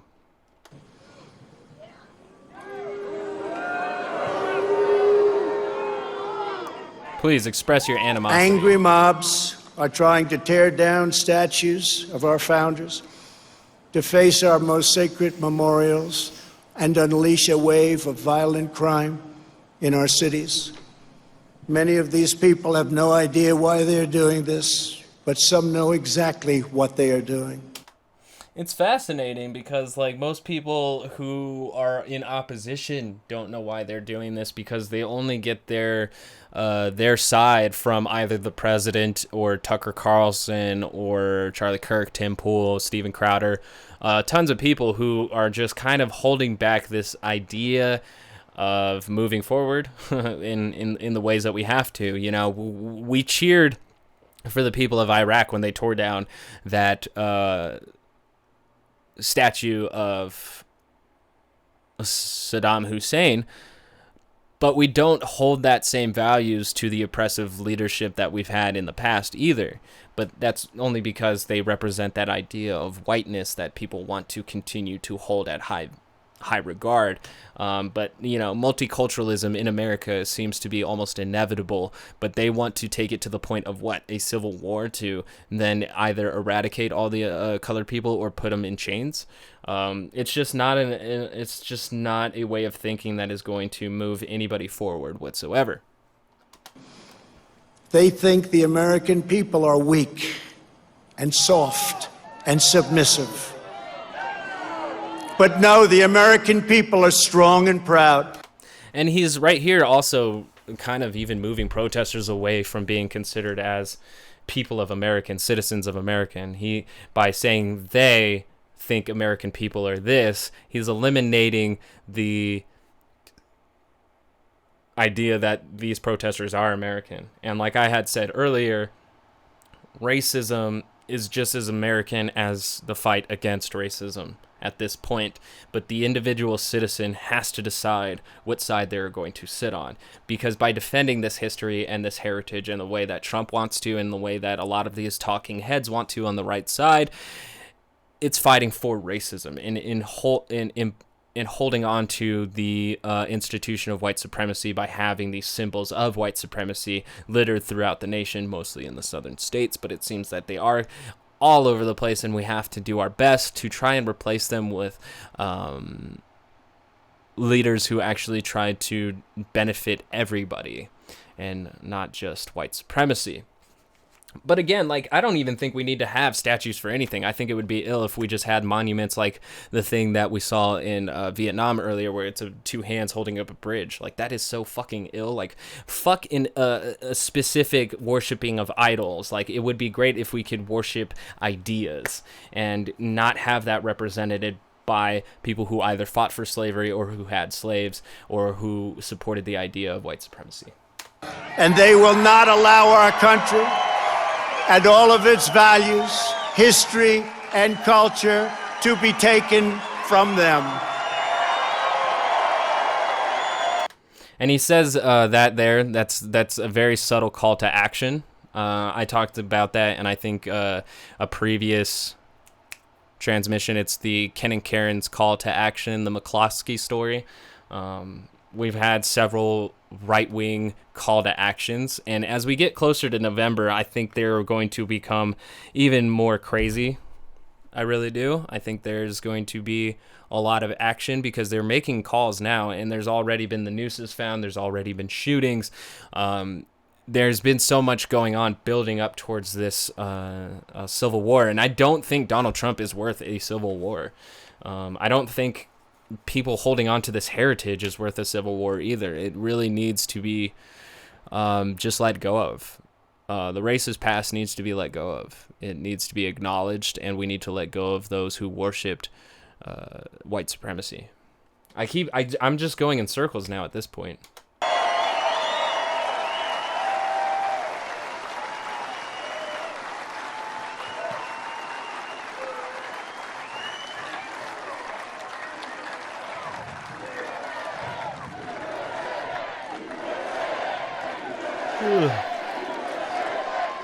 This 4th of July, I'm sitting here recognizing our own privilege and history. One of their political weapons is cancel culture, driving people from their jobs, shaming dissenters, and demanding total submission from anyone who disagrees. Shaming dissenters. It's so fascinating that him being the establishment is yet painting this civil rights movement, this social movement, as establishment. Like, even when Republicans are in power, they're still somehow fighting against the establishment. That's fucking amazing. I don't know how you do the mental gymnastics to get that. This is the very definition of totalitarianism, and it is complete. Totalitarianism. He doesn't even know. And no, it's not the very definition of totalitarianism. The very definition of totalitarianism is when a single centralized power runs everything within a state or nation. Completely alien to our culture and to our values, and it has absolutely no place in the United States of America. See, and I completely disagree, because fighting against racism is just as American as racism at this point. And I would like to hopefully see one day that fighting against racism is more patriotic. It was that in the days of the Union, in some ways. Let's forget the fact that they used black people as meat shields. But there has been a movement for a long time of anti-racism, because the movement of racism has been here, and they are the dichotomy, the same as the Batman and the Joker. But it always depends on who you are, on what side you are, that you perceive if you're the hero or the villain. And most people, like right now, Trump is portraying them as the heroes, and it's emboldening language to get them to quote unquote defend their history and their heritage. And it's a call to action, it's a call to violence, and I denounce it completely, entirely. I don't think me and my brothers and sisters should be fighting over these antiquated statues. I don't think white supremacy is an institution worth holding on to for the working class, because it does not benefit us, because it is a tool used to divide the working class so that the ruling elites can continue on doing their thing. As you can see, President Trump has no problems with certain races of people so long as they can benefit him in his mission, or his self-grandiose mission, I want to say. So, but he's willing to exploit the racism of the citizens and his base, because he knows that it gets them energized to vote for him, and also energized to commit acts of violence for him. He is in a cult of personality at this point.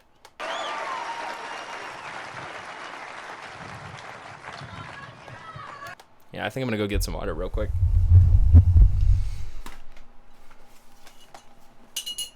Pardon the interruption.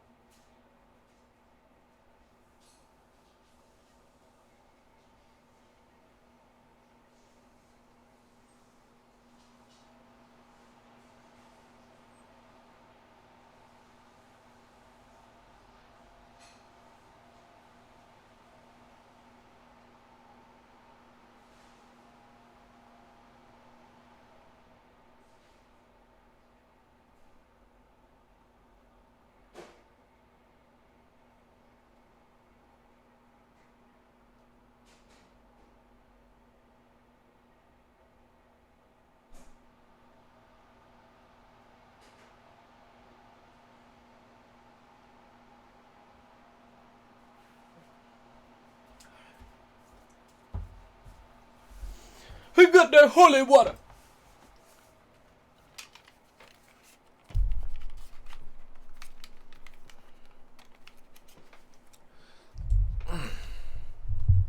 As Mink Jenkins always says, drink mo water. But yeah, the president drinking that glass real quick did make me a bit thirsty. He's so fucking inspirational. This attack on our liberty, our magnificent liberty, must be stopped, and it will be stopped very quickly. We will expose this dangerous movement, protect our nation's children, end this radical assault, and preserve our beloved American way of life. In our schools, our newsrooms, even our corporate boardrooms, there is a new far-left fascism that demands absolute allegiance. There is a new far-left fascism. So he's ignoring historians by claiming that fascism is a left-wing movement, not a right-wing reactionary movement to left-wing movements. No. Because by acknowledging the actual historic fact of that, he would then, some people would then realize, oh shit, actually that's Trump. He's in the right wing, and right now he's doing reactionary efforts to a left-wing movement. Whether you agree or not, I'm sure a lot of people would paint Black Lives Matter as a socialist Marxist movement, when it's really not. It's a movement made up of many ideologies, but probably most of them are from center to far left. But by him painting this far left thing, it's that whole atmosphere that the right wing pundits have been building for a minute on how left wing and far left wing movements and people are the enemy to your country and to yourself. If you do not speak its language, perform its rituals, recite its mantras, and follow its commandments, then you will be censored, banished, blacklisted, persecuted, and punished. I gotta say too is that we like the far left fascism that he's talking about doesn't have any commandments. It doesn't have any rules. It doesn't have any like things that you can or can't not do.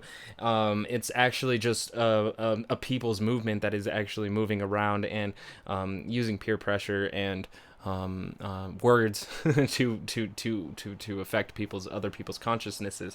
It's fascinating because everything that he laid out is exactly what the government is doing and the Republican Party is doing against anybody that dissents against their current rule. He set in motion 10 years in prison for defacing monuments and the such. So right there, to me, that immediately says that if you do not obey his commandments, you will be punished. He is describing fascism, exactly what he's doing, and yet is able to turn the tables and say that's the fascism over there.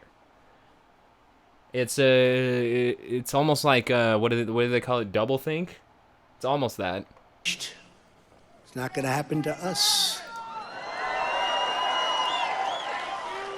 Make no mistake, this left-wing cultural revolution is designed to overthrow the American Revolution. Yeah, that's very 1984-ish, is that they are a part of the American Revolution. The ongoing revolution, the never-ending revolution now. And, yep, that's more priming language to get what I want to call, vigilante patriots to enact violence in the name of the president and his reign of power. Gross. In so doing, they would destroy the very civilization that rescued billions from poverty, disease, violence, and hunger. How did this nation save billions from that? Because, I mean, we've killed a ton of fucking people in the name of our democracy when they didn't want it, i.e. North Vietnam. And that lifted humanity to new heights of achievement, discovery, and progress. To make this possible, they are determined to tear down every statue, symbol, and memory of our national heritage. White supremacy had absolutely nothing to do with actually saving billions of lives, and we could argue that white supremacy is the fact that there is still so many in poverty, hunger, and all these third world conditions that we've left mainly Africa in and other nations like that. Our white supremacy is what allowed Teddy Roosevelt's walk with a big walk quietly with a big stick policy. His whole foreign policy with the South Americans.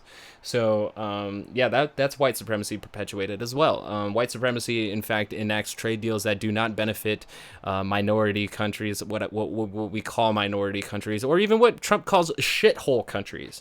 This is that whole idea is wrong. It's just wrong. I have been open to discuss that certain benefits of capitalism did uplift the classes in America to a new level of standard of living, but that doesn't necessarily mean that everybody has risen out of conditions of suffering and that we have better outcomes overall. There's still much more better things that we can do, and I would argue and advocate for that position.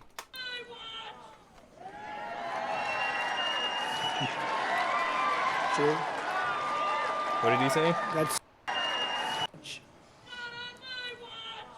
not on my watch.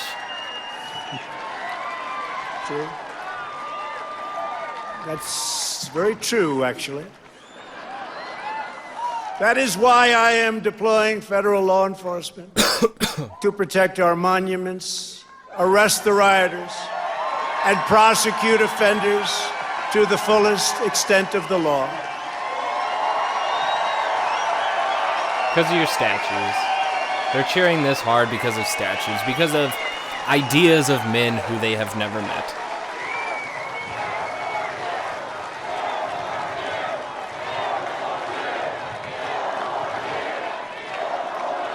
Thank you.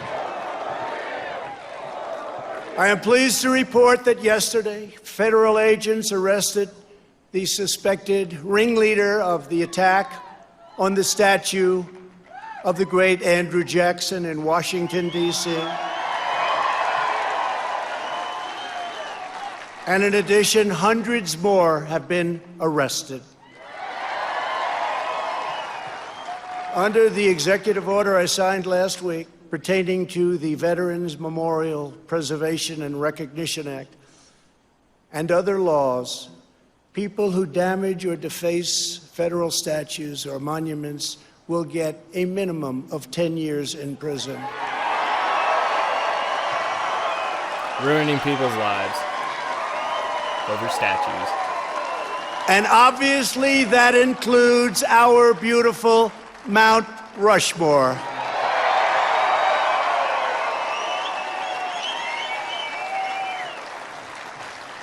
Our people have a great memory. They will never forget the destruction of statues and monuments to George Washington, Abraham Lincoln, Ulysses S. Grant, abolitionists, and many others. He just lied. He just lied by throwing in there that they're taking down abolitionists, and now a bunch of people are going to run with the idea that they're idiots, that the left doesn't even know what they're doing.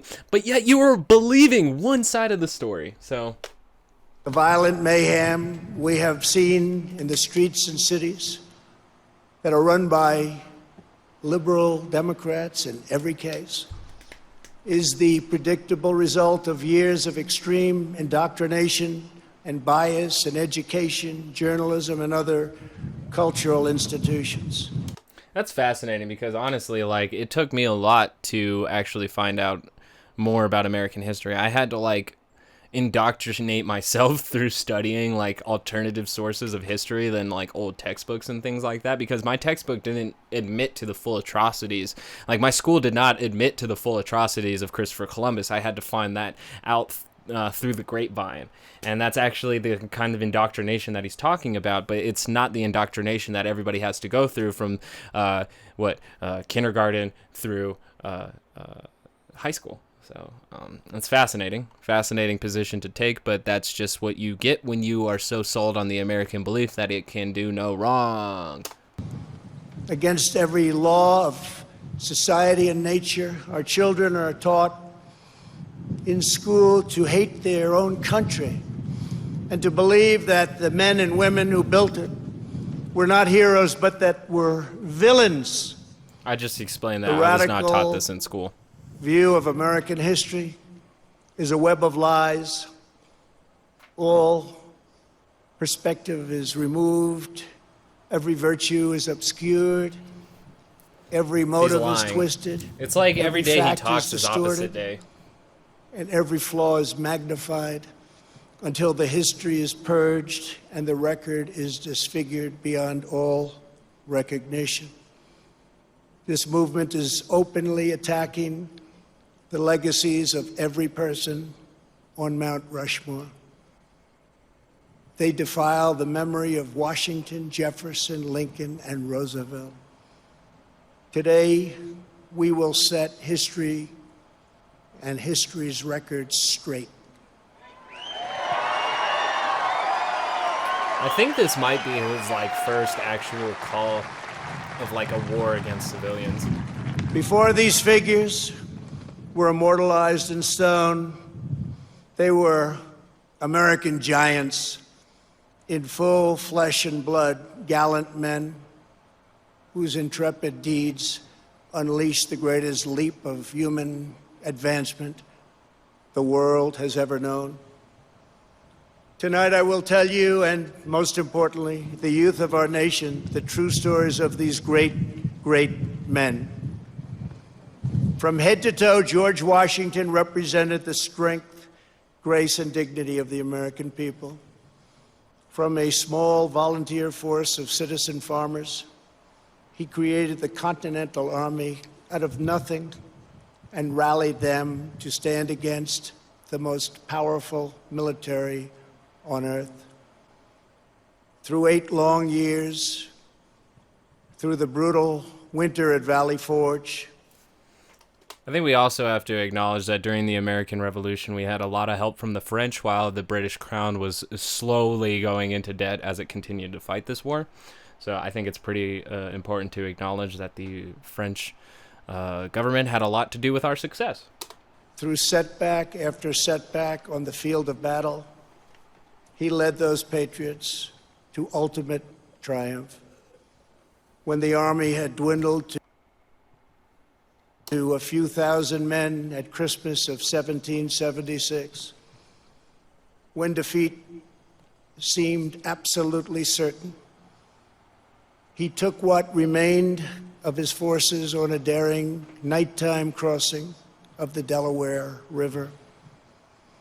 They marched through 9 miles of frigid darkness, many without boots on their feet, leaving a trail of blood in the snow.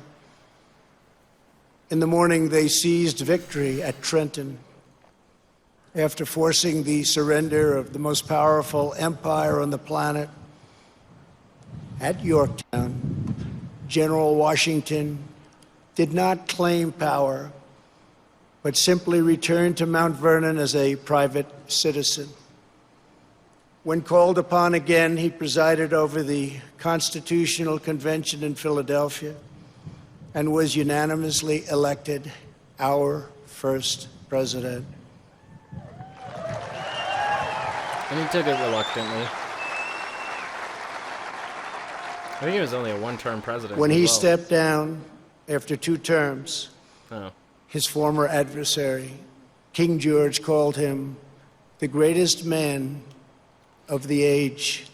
It's fascinating that he said after 2 terms because we didn't have term limits back then for presidents.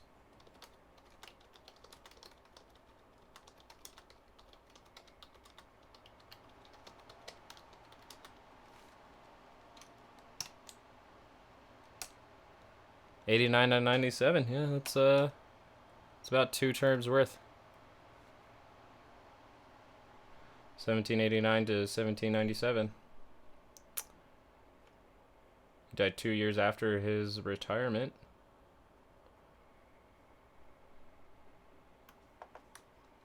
Yep, he did serve about 8 years. But I don't think there was any term limits at the time. So by saying terms, it's just arbitrary to our contemporary times. As a young man, he worked as a surveyor when he then fought in the French and Indian War. Gross. That's where he went wrong.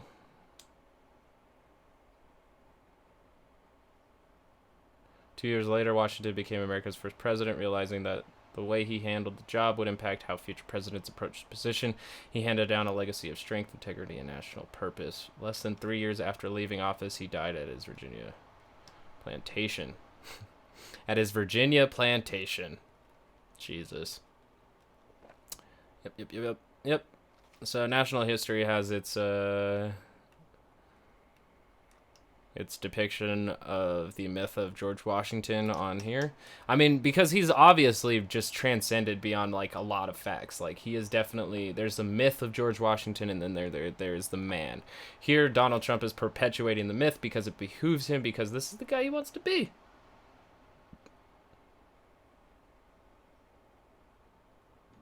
I don't know if I saw that. That time everyone tried to defend injecting bleach. I don't think I watched that video by Some More News. Go check it out. First in our hearts to this day. For as long as Americans love this land, we will honor and cherish the father of our country, George Washington. How is he the father of our country?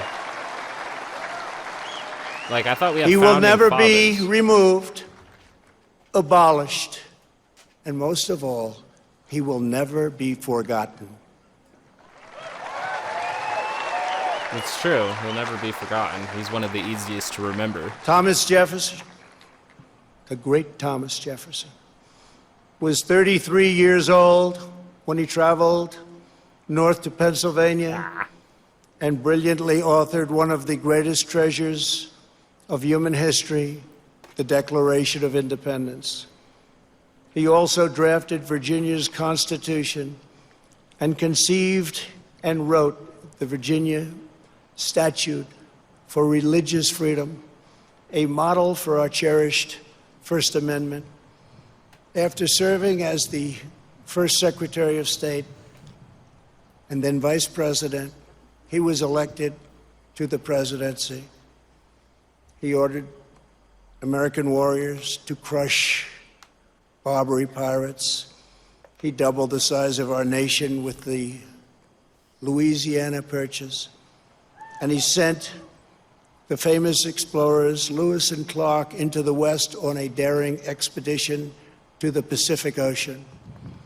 He was an architect, an inventor, a diplomat, a scholar, the founder of one of the world's great universities, and an ardent defender of liberty.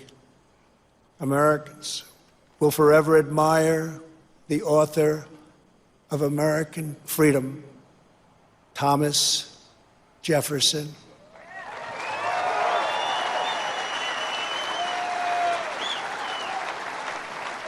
And he too will never, ever be abandoned by us.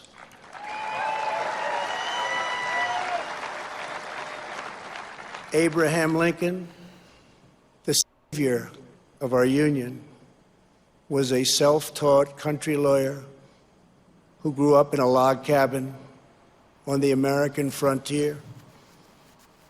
The first Republican president, he rose to high office from obscurity based on a force and clarity of his anti-slavery convictions, very, very strong convictions. He signed the law that built the Transcontinental Railroad. He signed the Homestead Act, given to some incredible scholars as simply defined ordinary citizens free land to settle anywhere in the American West. Speech is getting incredibly boring. And he led the country through the darkest hours of American history, giving every ounce of 20 minutes strength in, and he's like that he had half-assing. to ensure that government of the people, by the people, and for the people did not perish from this earth. For the capitalists, by the capitalists. He served as Commander-in-Chief of the U.S. Armed Forces during our bloodiest war, the struggle that saved our Union and extinguished the evil of slavery. Over 600,000 died in that war. More than 20,000 were killed or wounded in a single day in Antietam.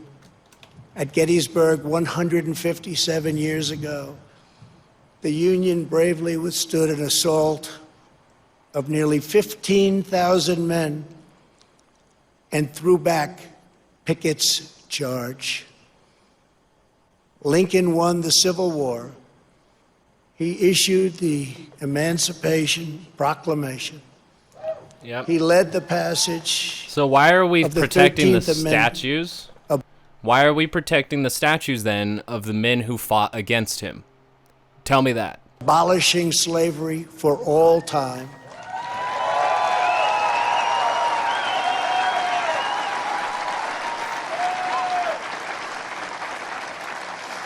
And ultimately, his determination to preserve our nation and our Union cost him his life.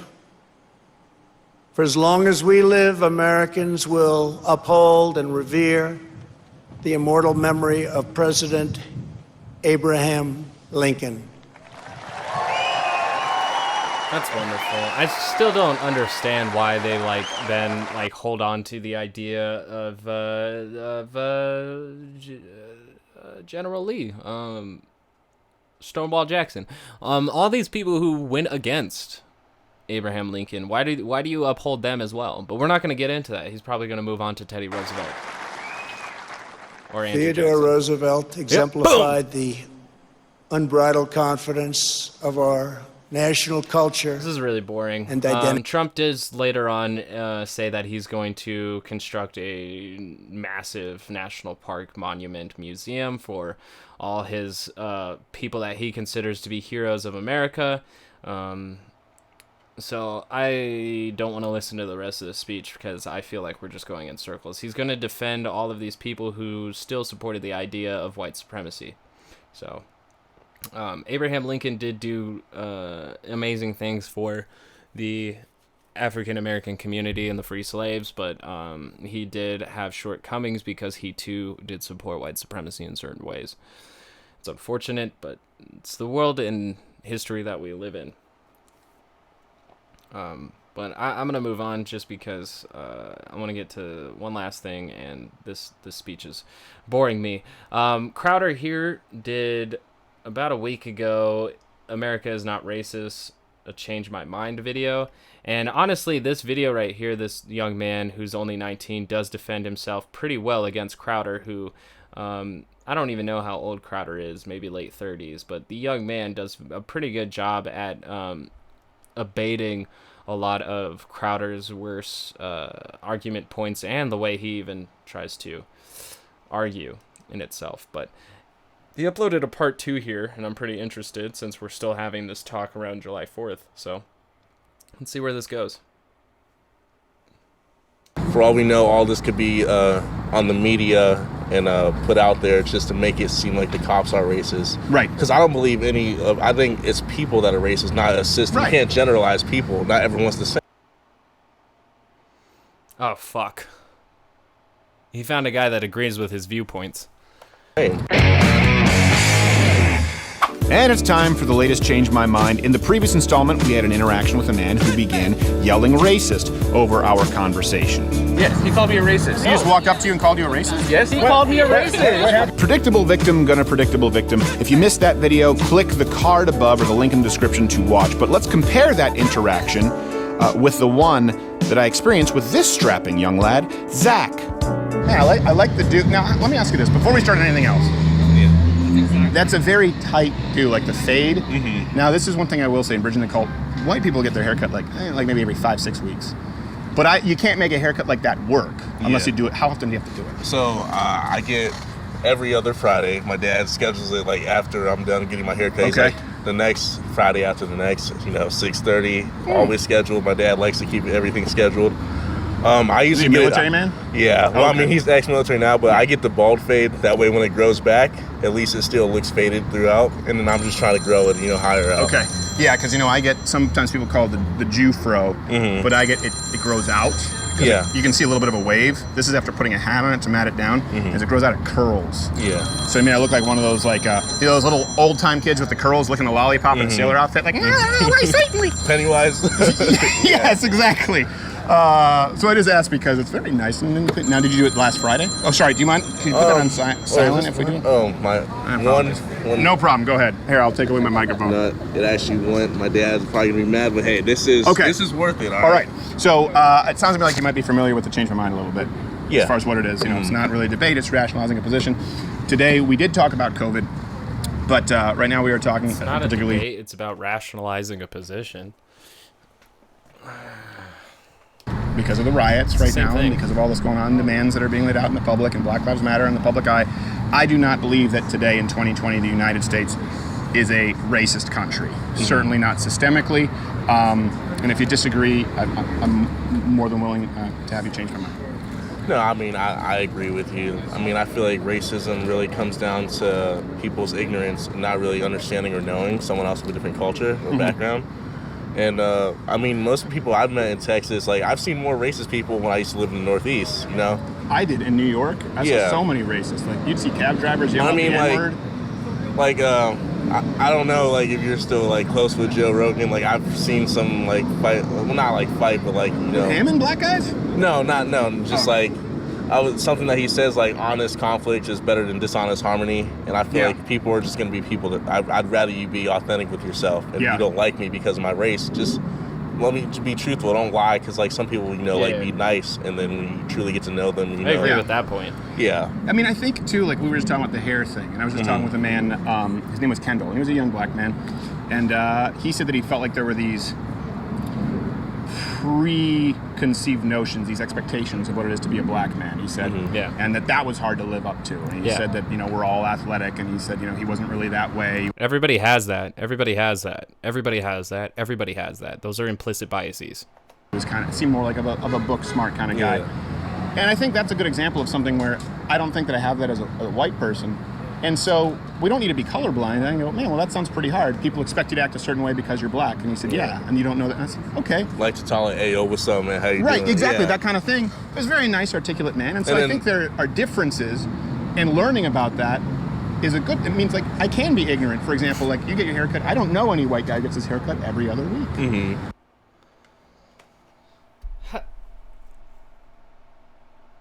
Oh my God, what a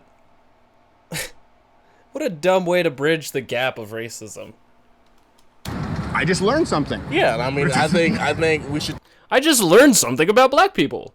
No, dude, you learned something about the guy you're talking to. Take pride in getting to, you know, having that experience to be able to learn from others. I feel like a person should always want to be, you know, like expand their mind, and like there's nothing wrong with that. You want to know for yourself, not because you were trying to be condescending or demeaning in any way, you know. Right. Can I ask you this? Your dad was you said former military man, so a strict guy. What is his view right now on the riots and the Black Lives Matter and the law enforcement? We do not speak that much like about this issue. My brother, he protests. He doesn't believe in the rioting and looting. I don't think any of our family members do, but I don't think America is systemically racist. But it's like if you were to look at like the amount of black men per 1,000 and white men per 1,000, because I believe the Caucasian race 3 times triples the black people, correct? Or is that black, is that wrong? Depending on the number, make up between 10 and 15% of the United States population. Yeah. But still, like the same amount of blacks are being killed as whites, even though there are more white people than black people. That's something we've talked about quite, and actually it's significantly less. But you can't just base it on percentages. So yeah, because I mean, I don't want to be a number myself, you know. Right. But even they're obfuscating data here. This poor young man doesn't know exactly, so he's kind of allowing Crowder here to drive the narrative as if he has the authority to say what the statistics are, but Crowder only uses statistics that fit his narrative, which, you know, everybody can argue that everybody does that, but we know specifically the argument that Crowder is arguing is that America is not racist.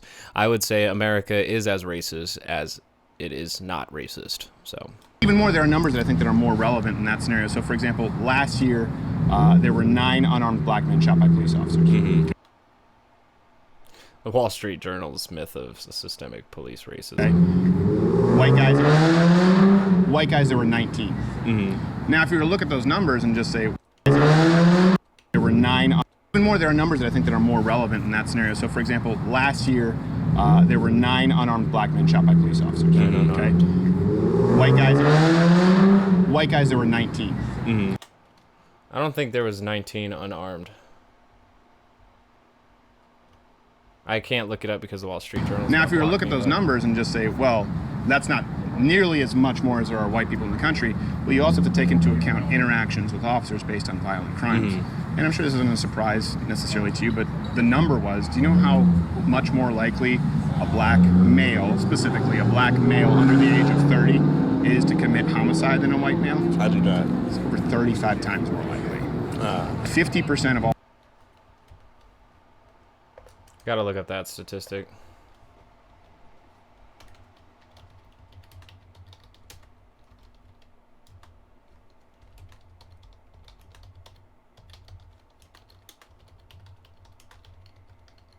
The important thing when you're going into the conversation with Steven Crowder is that you have to be aware of statistics. Otherwise, this is going to be flying right over you.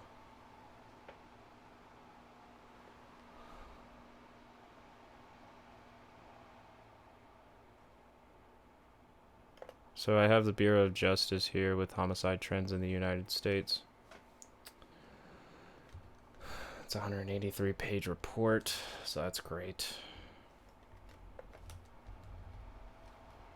And it's broken down into various areas. Holy shit. Why are my arrows not working? Like, there we go. Alright. So homicide is of interest not only because of its severity, but also because it is a fairly reliable barometer of all violent crime.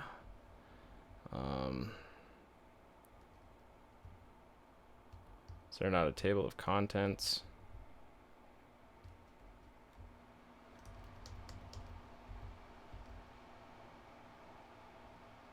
Homicide rates recently declined to levels last seen in the late 1960s. This itself is from 1980s. Let's go to race.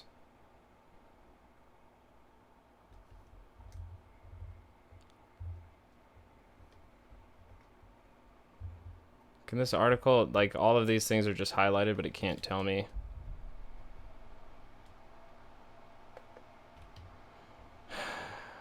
Alright. So I gotta go all the way down until I can find homicide rates recently declined. I gotta keep going all the way the fuck down. That's cool. Homicide offending rates followed a similar pattern, blah, blah, blah, blah, blah.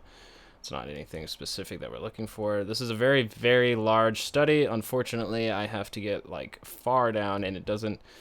It's still running off of, like, technology of not having, like, a PDF form interactable. It's infanticide. I have to keep going.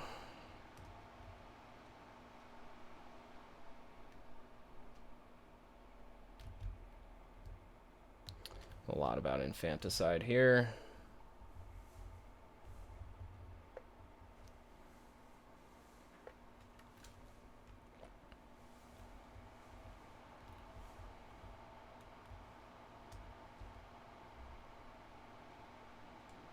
It says here that racial differences exist with blacks disproportionately represented among homicide victims and offenders. So they're also on both sides of this. In 2005, homicide victimization rates for blacks were 6 times higher than the rates for whites. In 2005, offending rates for blacks were more than 7 times higher than the rates for whites. He said 35.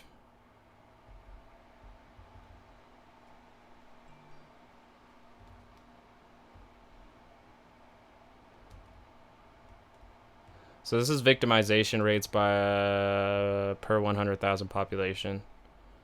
In 2005, as late as this goes, black people were being the victims of homicide rates in most cases 20%, where white people were at 3%. And this could be a wide range of black on black, white on black, brown on black. It could be a very wide range. It could even be cop on black. So let's keep going. Because we also have the offending rates here. It says that the race distribution of homicide victims and offenders differs by type of homicide. Oh wow, they have all kinds here.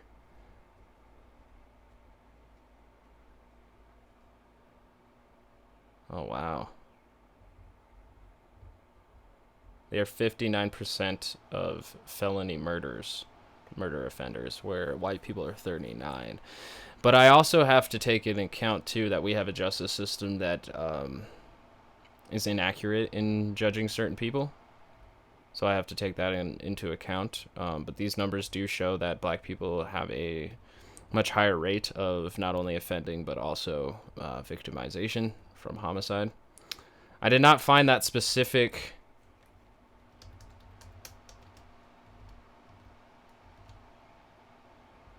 specific one that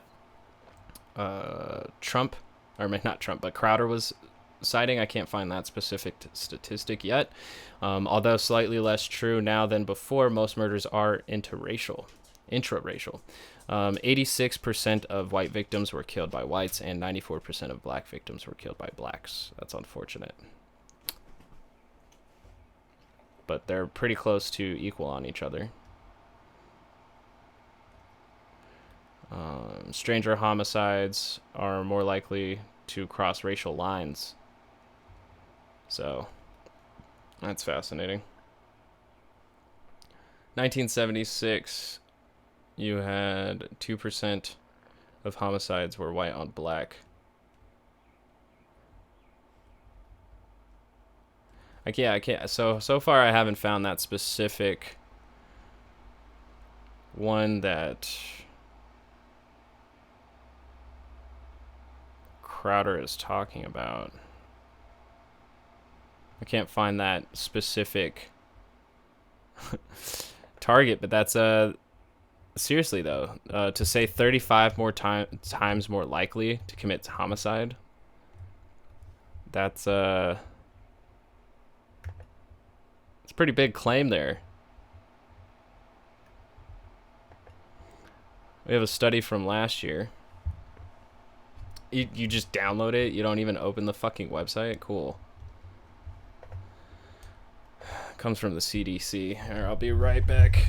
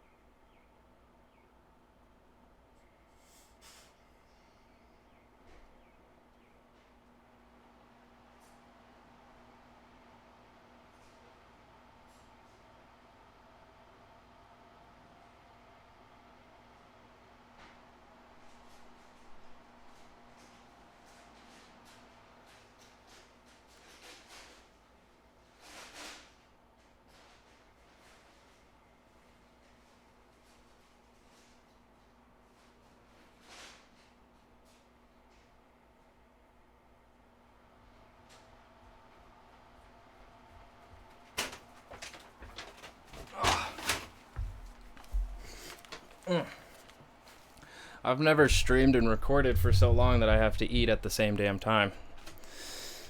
Let's see if I can find in here the statistic that he's talking about. But here in the abstract introduction of this study called Violence-Related Disparities Experienced by Black Youth and Young Adults and Opportunities for Prevention, the purpose of this study is to characterize violence-related disparities experienced by young blacks in the U.S., reducing violence experienced by blacks, particularly youth, who are at substantially higher risk, is essential to improving the health of blacks in the U.S. The results, black adolescents and young adults are at higher risk, yep. Harmful forms of violence, yep. Yeah, I can't find the specific... The homicide rate for blacks aged 10 to 34 years was 2.6 times higher than the rate for blacks aged 35 years older. Years and older. With rates far exceeding non-Hispanic whites. Non-Hispanic black Americans consistently experience the highest homicide rates among racial ethnic subgroups, with rates far exceeding non-Hispanic whites. Yep, still don't see the statistic or where that even came from, that black males are 35 times more likely to commit homicide. But like I said, is that it seems that it came from the Wall Street Journal, Myth of Systemic Police Racism.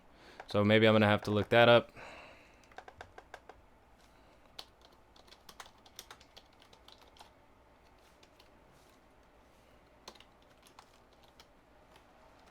Tacism. Here we go, Wall Street Journal opinion.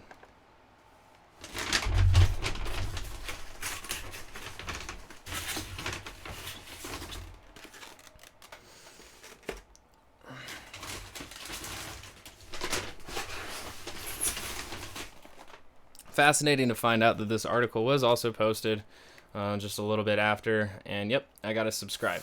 So I can't get the fucking opinion statistics that he got. So that's great. All homicides in the country are committed by black males. Now, a lot of that is gang violence. As you know, that happens in neighborhoods, and they don't have that so much even in poor white neighborhoods. They don't really have the same gang-on-gang violence, so it's not necessarily just, you know, black-on-white crime or white-on-black crime. And they also commit 60% of armed robberies. And I mean, for all we know, it's like, I feel like there's always, like, secrets have secrets, and there's always agendas. Right. Like, for all we know, all this could be on the media and put out there just to make it seem like the cops are racist. Right. Because I don't believe I think it's people that are racist, not a system. Right. You can't generalize people. Not everyone's the same. And I think, yes, and I think that we need the reform to come from that place of understanding. For example, police reform. Defund the police? No. Here is my proposed solution, though, at least some steps that I hope we could find some common ground. At least strip some of the power away from police unions that protect bad police officers. And I think we need better training for police officers, specifically in unarmed combat. So, for example, right now, you go in, you do a couple of physical things, and you don't necessarily have to stay up on your tests. And so think about, you get into a violent conflict with a man, your only option is to go to your tool belt. Yeah, so I because think, like my dad can't fight. Yeah, my dad was speaking about it. Like a lot of ex-military become cops. You're trained to kill in the military, not to suppress. You know, Right. so protect and serve. I feel like this is somewhat long gone. It's muddled. You know, I don't think Kind they're of necessarily protecting them.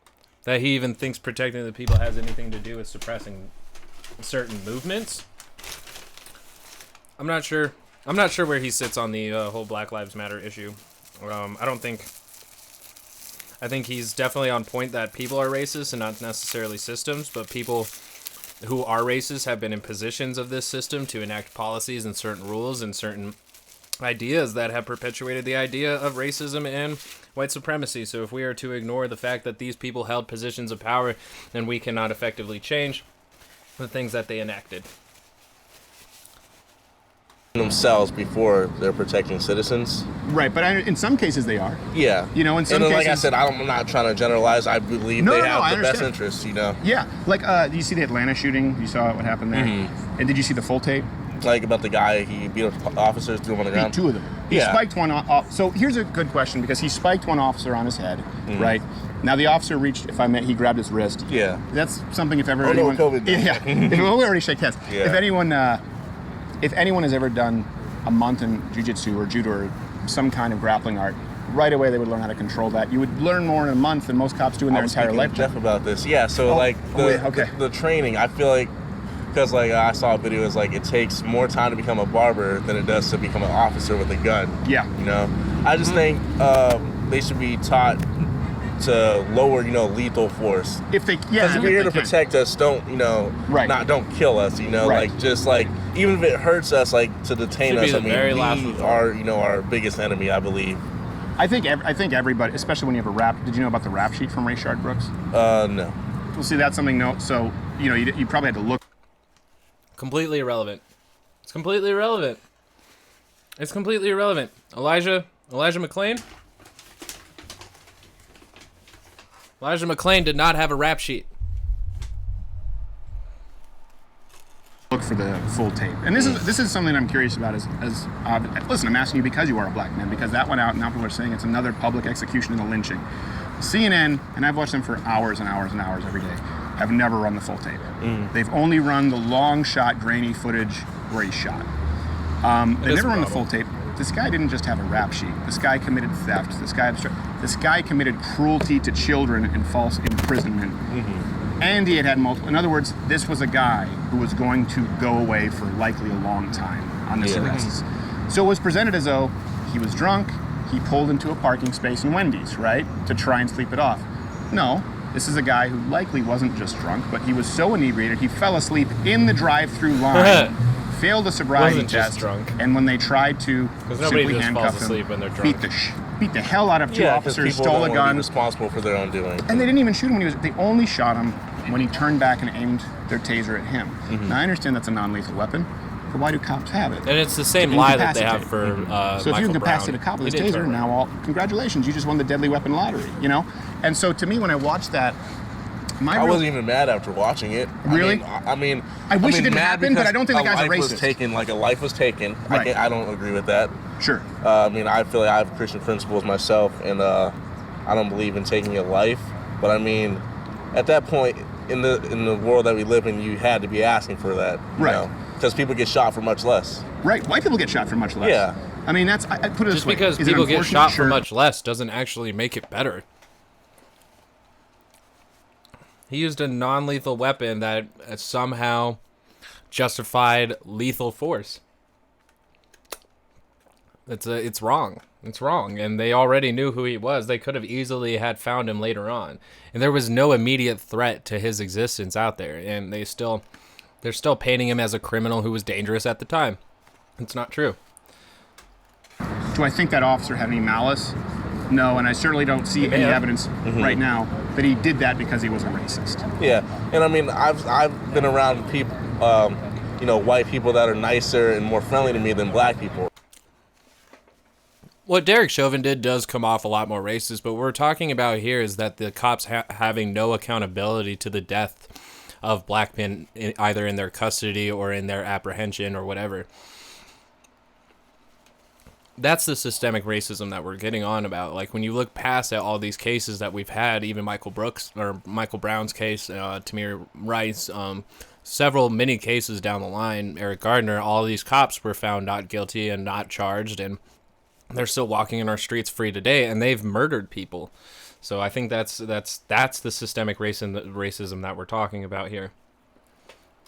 Right? Yeah. And then even in school, people say, why do you talk or act or dress so white? I'm like, what's wrong with speaking with articulation and somewhat intellect? Why be stupid and, appeal to the masses? That was something that this man watches definitely watches like Jesse Lee Peterson or Candace Owens, for sure.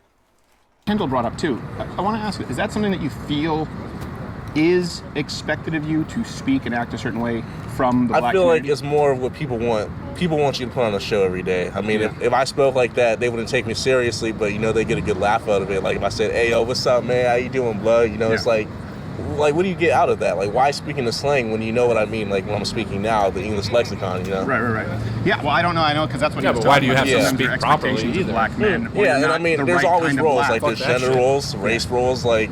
Yeah. It goes on, like, if you're Asian, you're supposed to be smart or something, you know what I mean? Yeah, I hope that's the case, because my lawyer is. That's why I hired him. It was either I couldn't afford a Jew. Yeah, but I'm on a time restraint. But absolutely.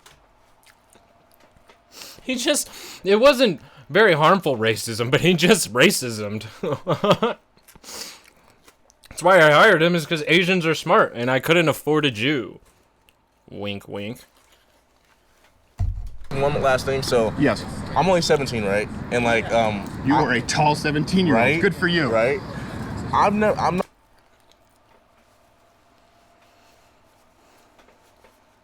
Almost the same age as Michael Brown, and he makes the same distinction that the other officer did that day, Derek Wilson, that this is a big man. But it's also very fascinating because the two people that Crowder talks to, first the 19-year-old in the first video, and then now this 17-year-old, is that we have incredibly intelligent youngins out here in these streets. But the right-wing, the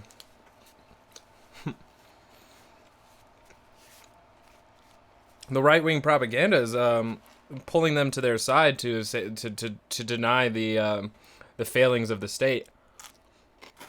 But I do recognize now that this gentleman is pretty critical of both sides. Like, he says there definitely needs to be police change, but at the same time, the mainstream media is not covering these stories exactly in the way they should. And unfortunately, I do agree with this young man, because it is the sensationalism that is driving these stories, not so much as actual social change.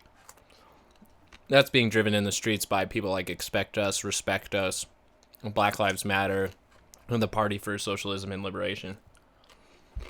And Unicorn Riot. Great reporting by Unicorn Riot. I'm not really that deep into politics, and like, I hate when people ask me about it, because like, I feel so ignorant. I don't want to speak wrongly. So it's like, how do you really get into politics so you know what you're speaking about? Because like, what source do you go to? Yeah. Well, first off, I need to get your info, because we'll probably need permission, since you're underage, to use your footage at all, because I didn't realize for sure. I'm here by consent to being put on YouTube. Okay, all right. Okay. That'll be good enough. And then if not, as long as your dad is cool. If we I'm a conscious being. I know what choice I made. Oh, okay, sorry. All right, thank you very much. Well, I'm not really. I came into it as a stand-up comedian, right? I came into this as a comedian, and I was at Fox News for years. I will say this, and hopefully there'll be some developments that make this easier for people in the future. If you look at, we always have these sources so that people can reference them. But I tell you what I do. Just this is just my advice, I could be wrong. Assume that there is no unbiased media. So assume that you're getting some kind of a spin left or right. And so start off with that. What I do is I set bookmarks. And if I read Fox News, right away I read HuffPo.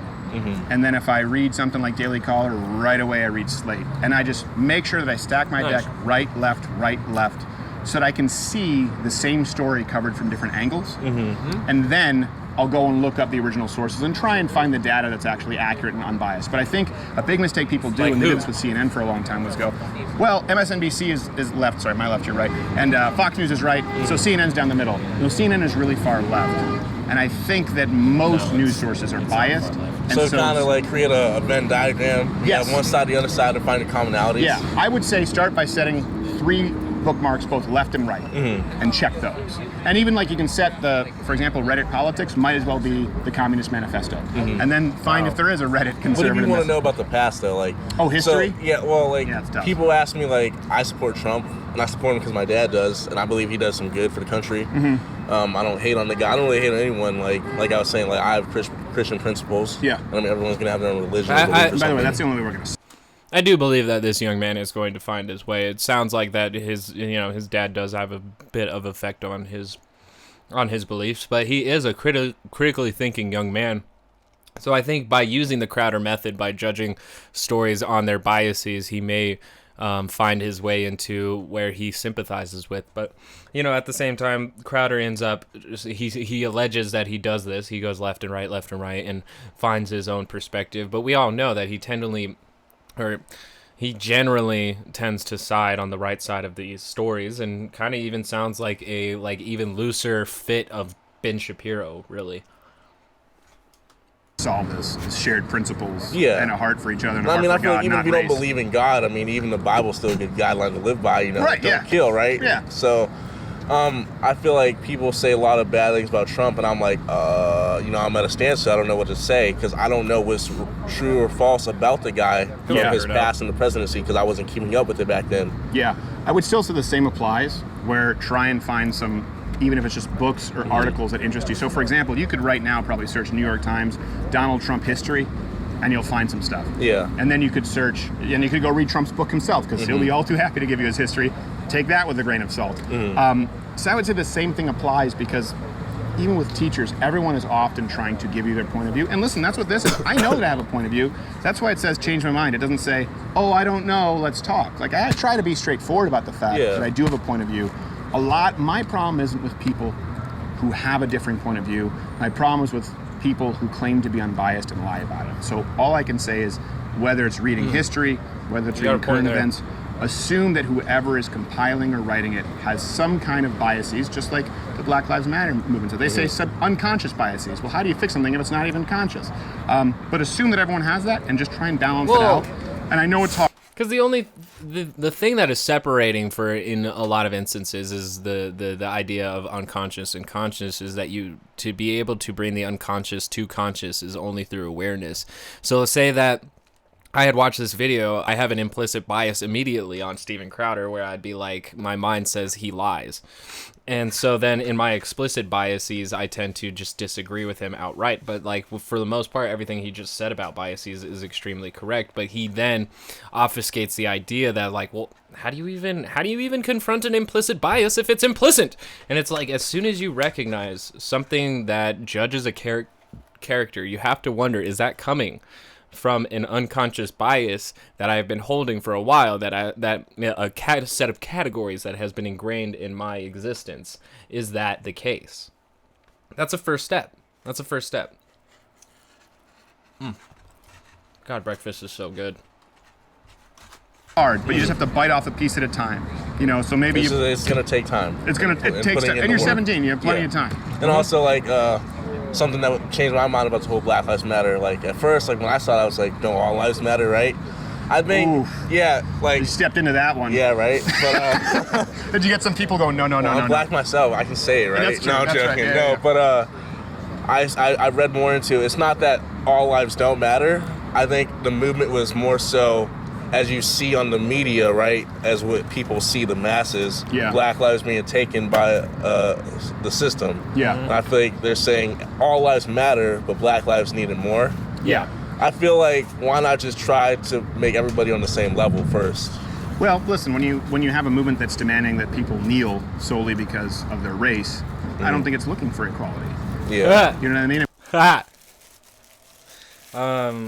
He doesn't think that the Black Lives Matter movement, which is trying to convince everybody that Black Lives Matter, they are not about equality. In a land that's been ruled by white supremacy, we've acknowledged that it has been a part of our history. In order to bring up mobility for that class, you have to acknowledge this fact. You have to acknowledge that white supremacy has a lot to do with the fabric woven into this country, and that's why the Black Lives Matter movement is all about uplifting the class itself of the black class, because every movement that has been done to do so, the emancipation and the civil rights movement, all of that has been undercut, followed by more policies that disparage this group of people who have to constantly fight for their rights and fight for equality. I mean, there was a time in this country where black people had to kneel, unfortunately, and that was slavery that we ended, and I think is a great evil. And as Christians, we're called to kneel before no man.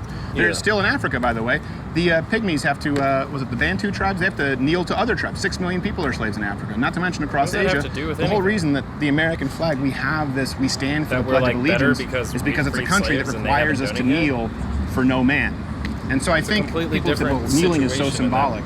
I agree. And the moment you ask someone to kneel over their whiteness, it's just as evil as asking someone to kneel over their blackness. And it tells me that it's not about equality. And this is the kind of conversation. This is what I think is productive. And like you said, the only thing that's going to heal us is shared values. And in the United States, those shared values that say you don't kneel to anybody, those are Christian fundamentalist values, as the media would call it. I just think it's Americanism. Yeah, it's good moral, you know. It's ethical. Well, Zach, what's your name? Yes. Zach, hey, thank you, man. I appreciate it. Oh, that was nice, but what are your thoughts on America as a racist nation? Of course, comment in the comments section below. That was a good one. Keep it civil. I know lots of you won't, and if you want to keep this series alive, please do consider. Not a lot of ugliness in that one. Of course, I finally, towards the end, did reach, throughout it, I did reach points where Crowder is obviously wrong and mischaracterizing and misconceptions. But honestly, at this point, that's just par for the course for the right-wing pundits. The right-wing pundits are never going to stop mischaracterizing the left's position, because they are the literal opposition power, while the centrists are constantly compromising. The right refuses to do so with the left, so the centrists have to move leftism further right.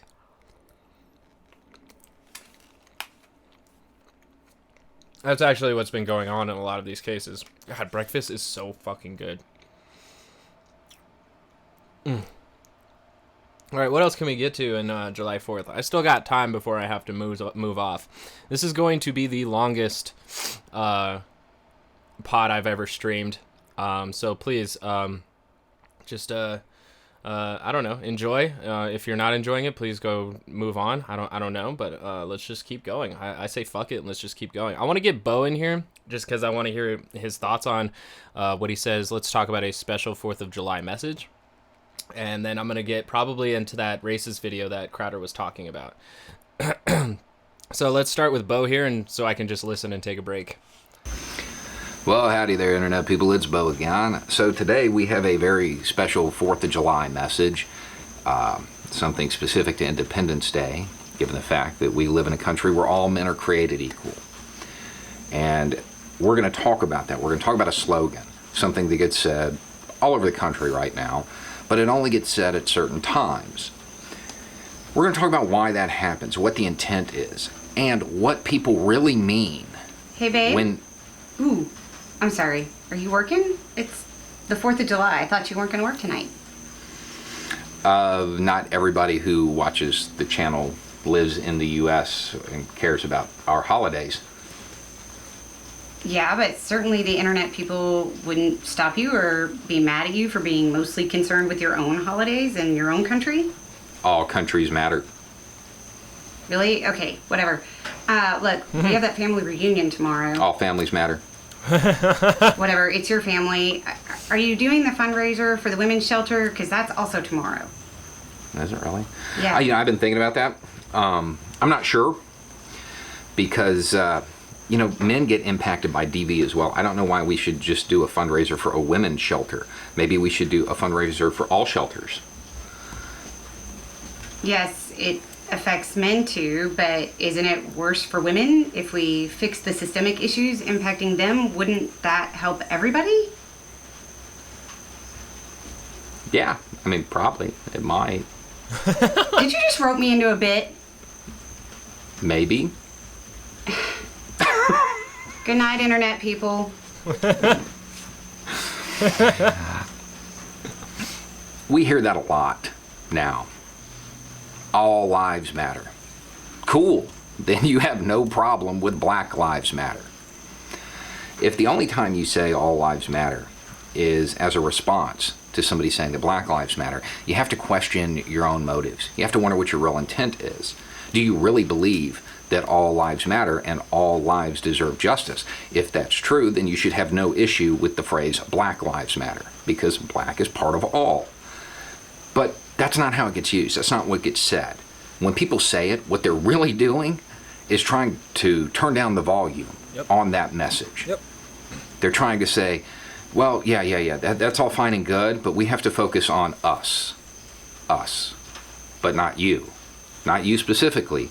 We need to be more concerned about society as a whole. And since the country was founded, you really weren't part of society, and we've pretty much always pretended that the whole time, that we don't need to worry about you. If the only time you're saying all lives matter is a way to downplay somebody else's message, that is the systemic racism that they're talking about. The fear of most people who say that is that if black people get equality, well, then white folk, they're going to have to stand on their own. They're going to have to stand on their own individual accomplishments. They won't have the privilege that's granted to them by their skin tone, by the status of those that came before them. They're not going to have access to all of that because maybe all men will be created equal. Boom! And that's how it would be seen by society at large. So, yeah. Anyway, it's just a thought. Happy 4th of July, and all countries matter. That's pretty great. He did a good job. He always does a good job at keeping his messaging very succinct, short and clear. Short and sweet bow. All right. So I wanted to get into this because apparently a racist leftist showed up. That's how we call people yellow. You call them yellow. Well, you just said what? I'm trying to, because you said white, so I thought color was the right way to do it, right? No. When you go take. What should I say? I'm sorry. When you go take a test, is there a yellow box? There's a white box. Right? Right? So white is okay, but not yellow or brown. Y'all are the ones that created these tests. I didn't create any test. What are you talking about? If you watch this series and have seen the most recent one with Kendall, you know Change My Mind usually results in a nice civil discussion where we find common ground and even learn a few new things. Unfortunately, there's always that one guy or gal or Z who's looking to play the same old accusations. Yes, he called me a racist. He just walked up to you and called you a racist? Yes, he called me a racist. But let's take it from the beginning.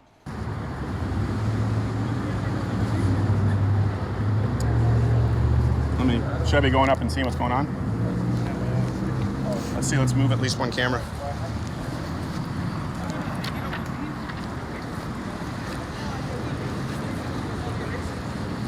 Hey.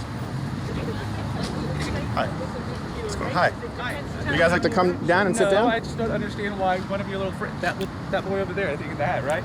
Just came over here. Which boy in the hat? And called me a racist for no reason. This guy? In the white hat? Who is it? The check shirt, the red and black check shirt. Really?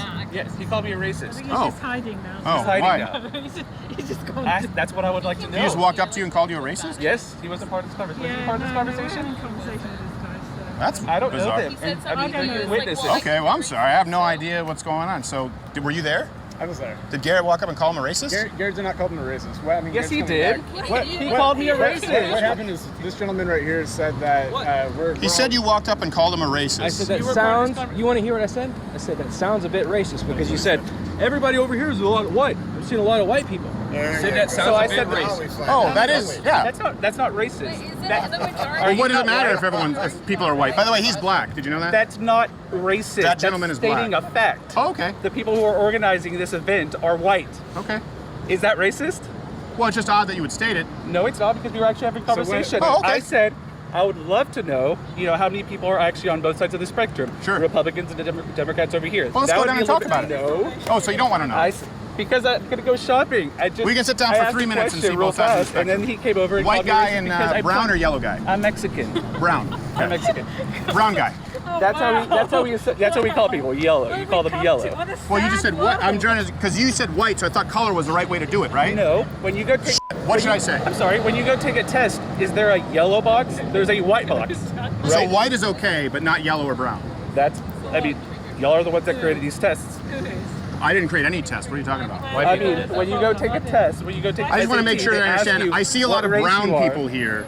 Yes, is that okay? Is that okay for me to say? It's not okay to say, oh, you're just a yellow person. I didn't say you're just a yellow person. Okay. I said one white guy to a yellow or a brown person. Yellow, you know what I mean? I said, yeah, one white guy. Let's sit down and have a good conversation. One white guy to a yellow or brown. No. Was that racist? One white to a yellow or brown. I was pointing out the fact fact that there are a definitely lot of people over here that are organizing this event that are white. That is a fact. He's That's not Okinawan. racist. The man who spoke with you is black. I asked him. He's Okinawan. He's Colombian. He's black. That man's black. You're a racist. Thank you very much. What you check? What box you check said white? I have to. When I purchase a gun, I have to check Caucasian as well as not Latino, which kind of seems racist to me. That's true. That is racist. I mean, you just have an agenda over here. Just proves what the majority of America thinks about y'all. You're deniers. You're skeptics. I mean, you allow OAN and Fox News to tell you what to believe in instead of actually using your own brain. All right, then. Stay tuned for the next installment, a full-length Change My Mind, where I continue to discuss the idea that the United States is not a racist nation. I believe it, and I make no apologies. And he actually does do a pretty good defense for us. So,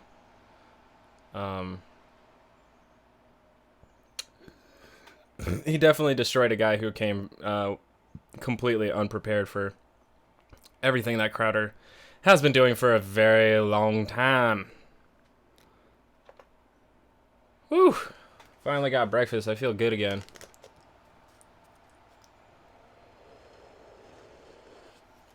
All right. I'm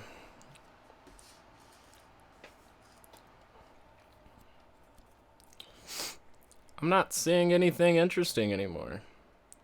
I might just have to hop off and go read some revolutionary literacy. Currently reading Give Them an Argument by Ben Burgess, Anti-Semite and the Jew by Jean-Paul Sartre, and then Sex at Dawn by Christopher Ryan. Those are the books I'm kind of into right now. Not really finding anything worthy of note right now. Why is everything trending in Italy? Why am I getting trends for you and all of it's from Italy? Like, what the fuck is this? All right, whatever. No.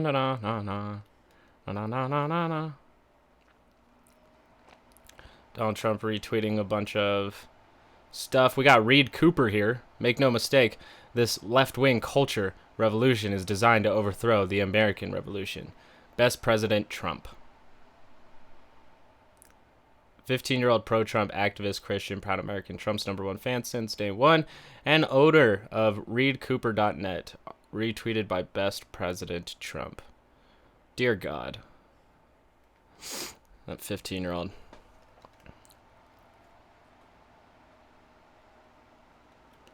Do. Colin Kaepernick. Happy Saturday. John Vibes with the vibes.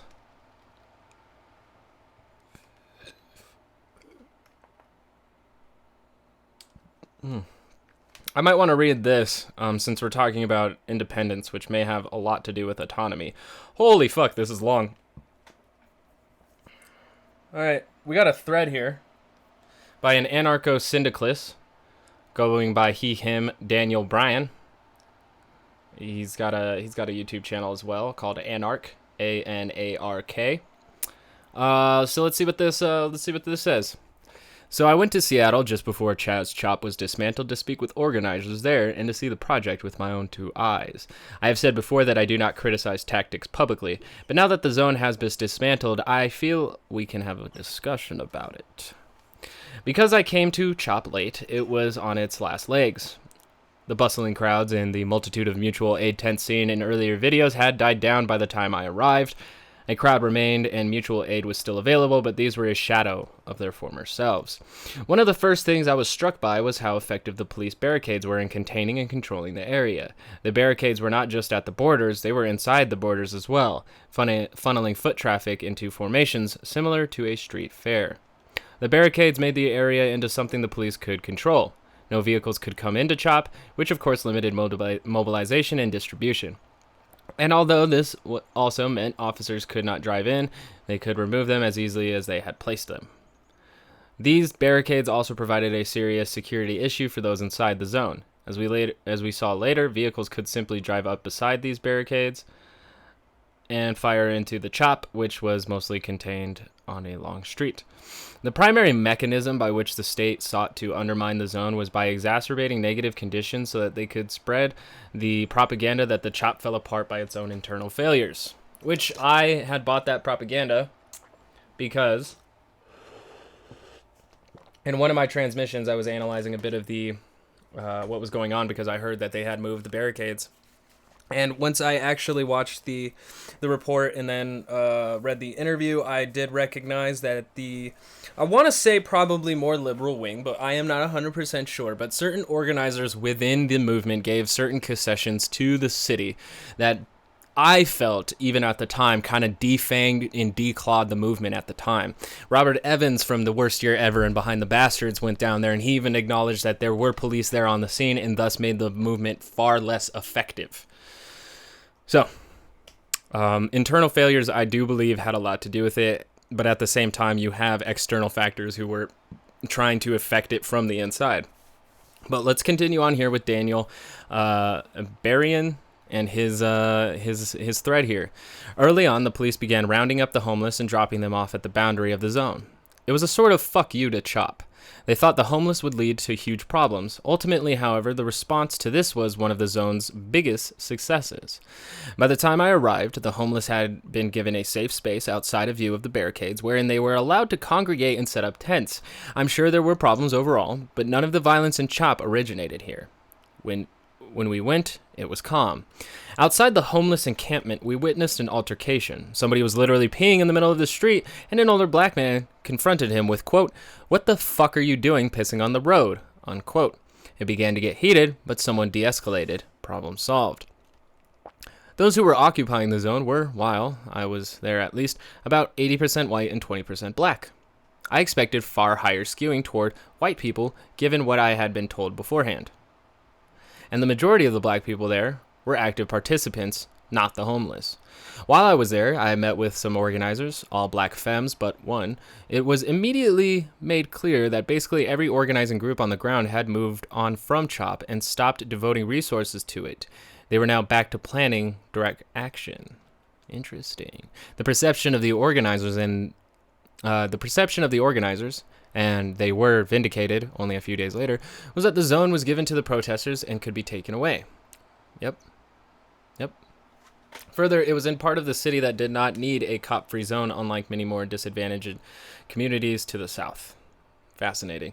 The organizers were much more enthusiastic about the project early on, but the destruction of that enthusiasm lay in early problems wherein white people and black men were talking over everyone else.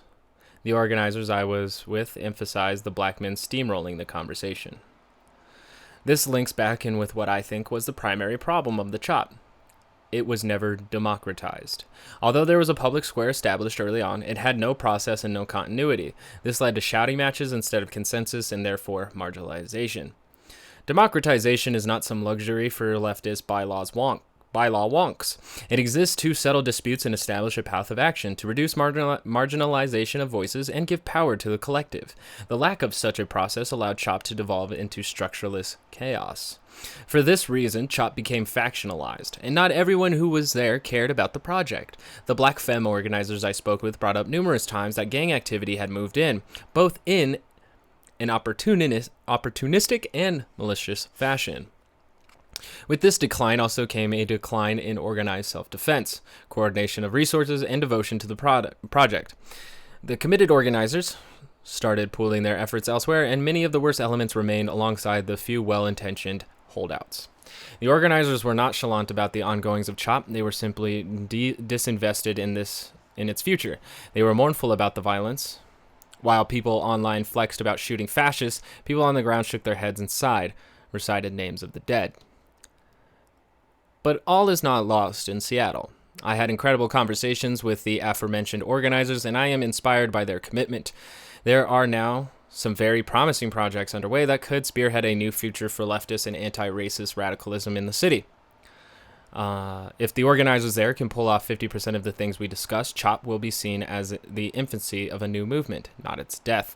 It was a moment of learning in the midst of an unexpected victory turned into a burden by the state. They now pioneer forth bravely. Solidarity with the organizers in Seattle. Solidarity with the struggles of the oppressed across this nation and this planet. Solidarity forever. What a great read. And I did say last night, because I did cover a little bit, just a little bit of time on Seattle's Chaz zone, and I did recognize that it was being dismantled by the police. But I did try to mention at the time that it was only the beginning, the beginning of the end. It was not the end of the beginning. Maybe it was the end of the beginning. Maybe that makes more sense.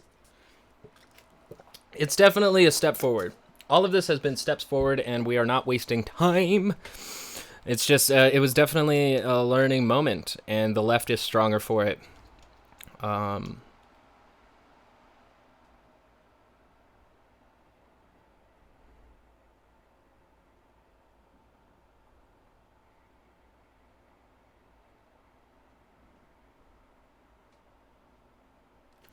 don't know what's going on with this.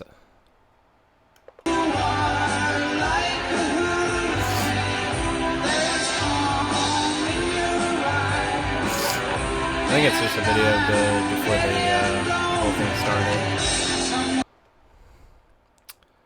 Let's see here.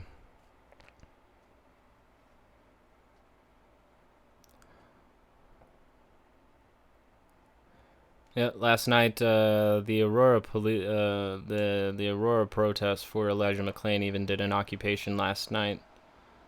APD occupation.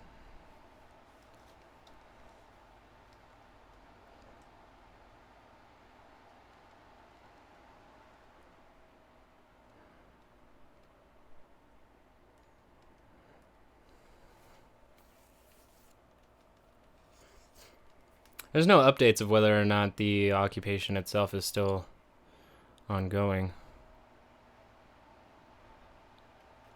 And I had heard recently, too, that New York had started its own autonomous zone, so occupations are kind of happening everywhere.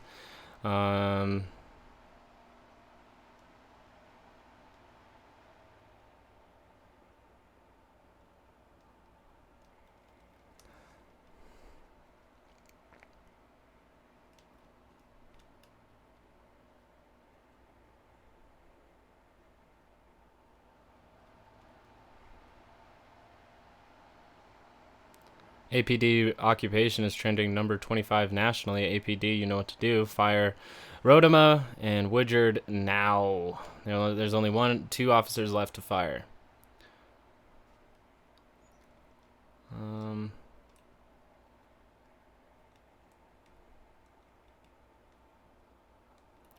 Yep. Not seeing anything necessarily about the ongoing occupation, but it's pretty great. It's pretty great that this is even happening at all, that they are holding it down for solidarity. It's amazing. It's amazing. Let's see here.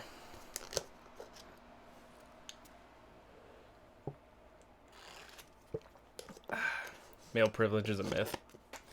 Good job, Crowder.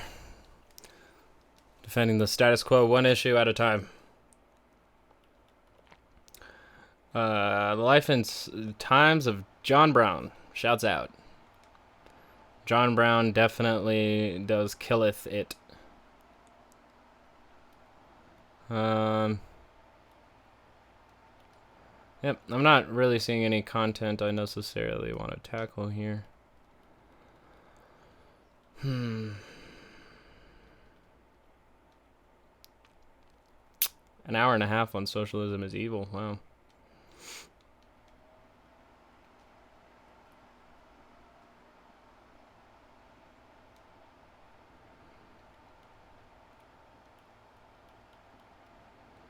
Boo-doo-boo-boo-doo-boo. I'm still trying to find maybe something worthy of discussing, but I'm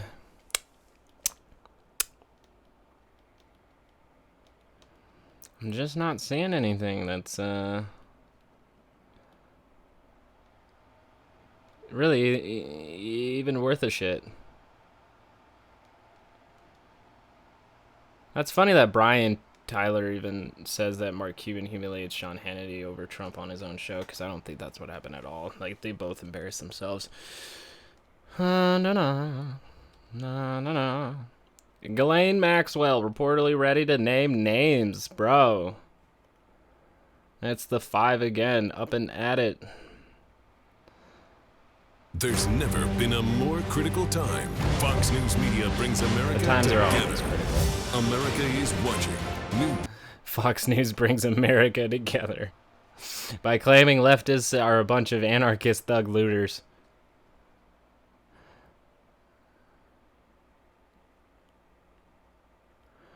Yeah, let's hear about this. Let's get David Nunes's position on whether Russia put bounties on U.S. soldiers. I'm interested.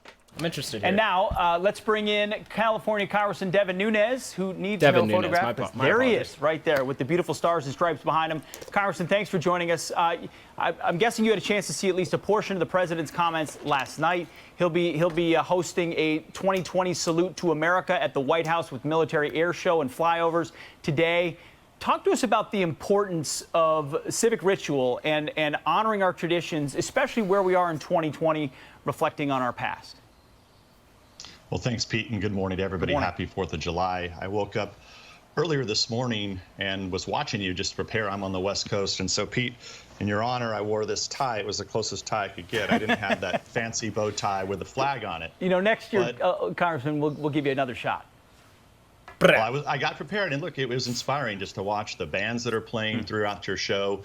And I will say, last night was a phenomenal speech of the ages, probably Donald Trump's very best speech. I agree. And here's why. He pointed out some key points that many of us have been making for a while that we need the American people to understand. I think there's another one tonight we have in this country is that people are getting 90% of their content is coming from very liberal creators that work at all the usual outlets, and then it's being funneled into us through social media outlets that are now censoring us. I've talked about this a lot. I'm going to be perfectly honest, is that the right wing does exactly the same thing, you know, and we can argue whether or not liberal politics and conservative politics really differ that much. Obama was once quoted saying that even representatives of Republicans and Democrats are fighting in between the 40-yard lines. So that's interesting to note. But I only really see one party actively work to antagonize the other side of the political spectrum, to actually paint them as opposition rather than constituents. Last night, I think, was the first time that the president talked about how the universities are a challenge. Journalism schools are a challenge for us, and they're trying to cancel our culture. And he even brought up how fascism has now reached the corporate boardrooms. Those are all serious issues that I think American people on July 4th need to understand and fathom. And hopefully last night that speech will be played over and over again, and we can share it with our friends. Because what's happening is that if you have opinions like conservatives and Republicans do, those thoughts and those ideas and those concepts are not making it to a majority of the American people. And that's why you're seeing. Tucker Carlson has the most viewed television or the network news show in the world. So, Devin, you're just lying. The tearing down of statues and the removal of portraits from the U.S. Capitol, it leads to this cancel culture because it's about the Democratic Party, that's now the Socialist Party, trying to take over this country.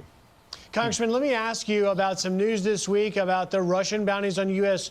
troops. You were briefed by the CIA director, among others. What can you tell us about what you were briefed on? And did what you were briefed on warrant, in your opinion, a response? Well, thanks, Griff. And the way I look at this is that the intelligence agencies have been politicized since at least 2016. We know that because the Clinton campaign was able to run a dirty operation to actually spy on the Trump campaign and effectively the Republican Party. So, with that said, that's really never stopped. If you go back to the impeachment hoax, those were people that supposedly were whistleblowers, yet they had actually been coordinating with the Democratic Party that led to the impeachment. This has all the same hallmarks. It's the same reporters that ran with it, and then it's stretched out. At first, it's a bombshell, and then, of course, after a few days, you figure out that the intelligence never even made its way to the president's desk. And what Pete can tell you is that when there are threats to troops, even if it's proven and corroborated or not, it is inherent upon the intelligence officials to get that information up and out to our forces so that it can be implemented. It doesn't mean it's true, but you want to get it out. And I would also just say this. It's no secret, especially to Republicans who have been following this issue for a long time, that Vladimir Putin is a dangerous person. I mean, my God, he's got a very powerful intelligence force. He's knocking off people in the UK and other Ukrainians and everything else, anybody who disagrees with him. So he's a dangerous guy. So, of course, if something comes up, you want to get it out first to the forces. Then you want to take the process and look at it to see, is it true? Can you corroborate it? The idea that this would leak, likely, and I'll say this, and I think this is the most important thing I'm going to say this morning, this leak probably came from the area of our intelligence agencies that look at counterintelligence. These are the very people that are actually going to be investigating themselves. I think we have a real problem when the intelligence agencies within our counterintelligence capabilities, when they are not actually, when they have to actually investigate themselves. I don't think we're going to find these leakers who are just helping the left build a narrative to try to take down the Republican Party. It's happened time and time again. Congressman Devin Nunes, thank you so much for joining us, and I could not agree more. That was a lot of lies. Speech last night was one of the president's mischaracterization. Very best. Congressman, thank you very much. Have a great day. But that was just a jamming of points that I couldn't necessarily touch upon because of the amount that he just kind of jammed in there at the very end.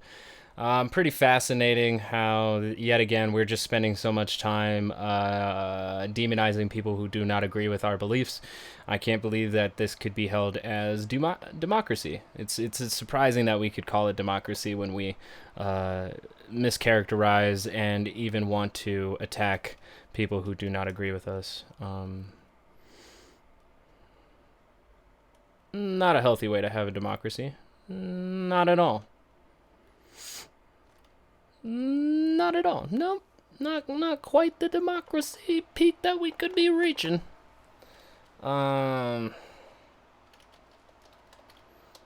What's good?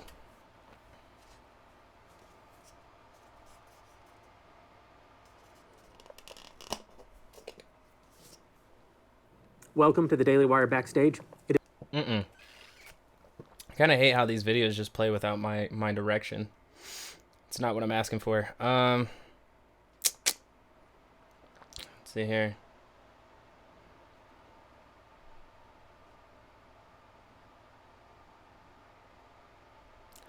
Ba-do-do-do-do-do.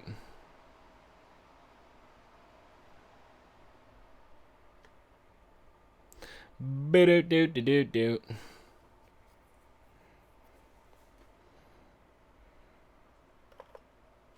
The New York Times attacks Mount Rushmore, just like I said they would. The Black Lives Matter organization finally comes under fire, and China ends Hong Kong's freedom. I'm Ben Shapiro. This is The Ben Shapiro Show.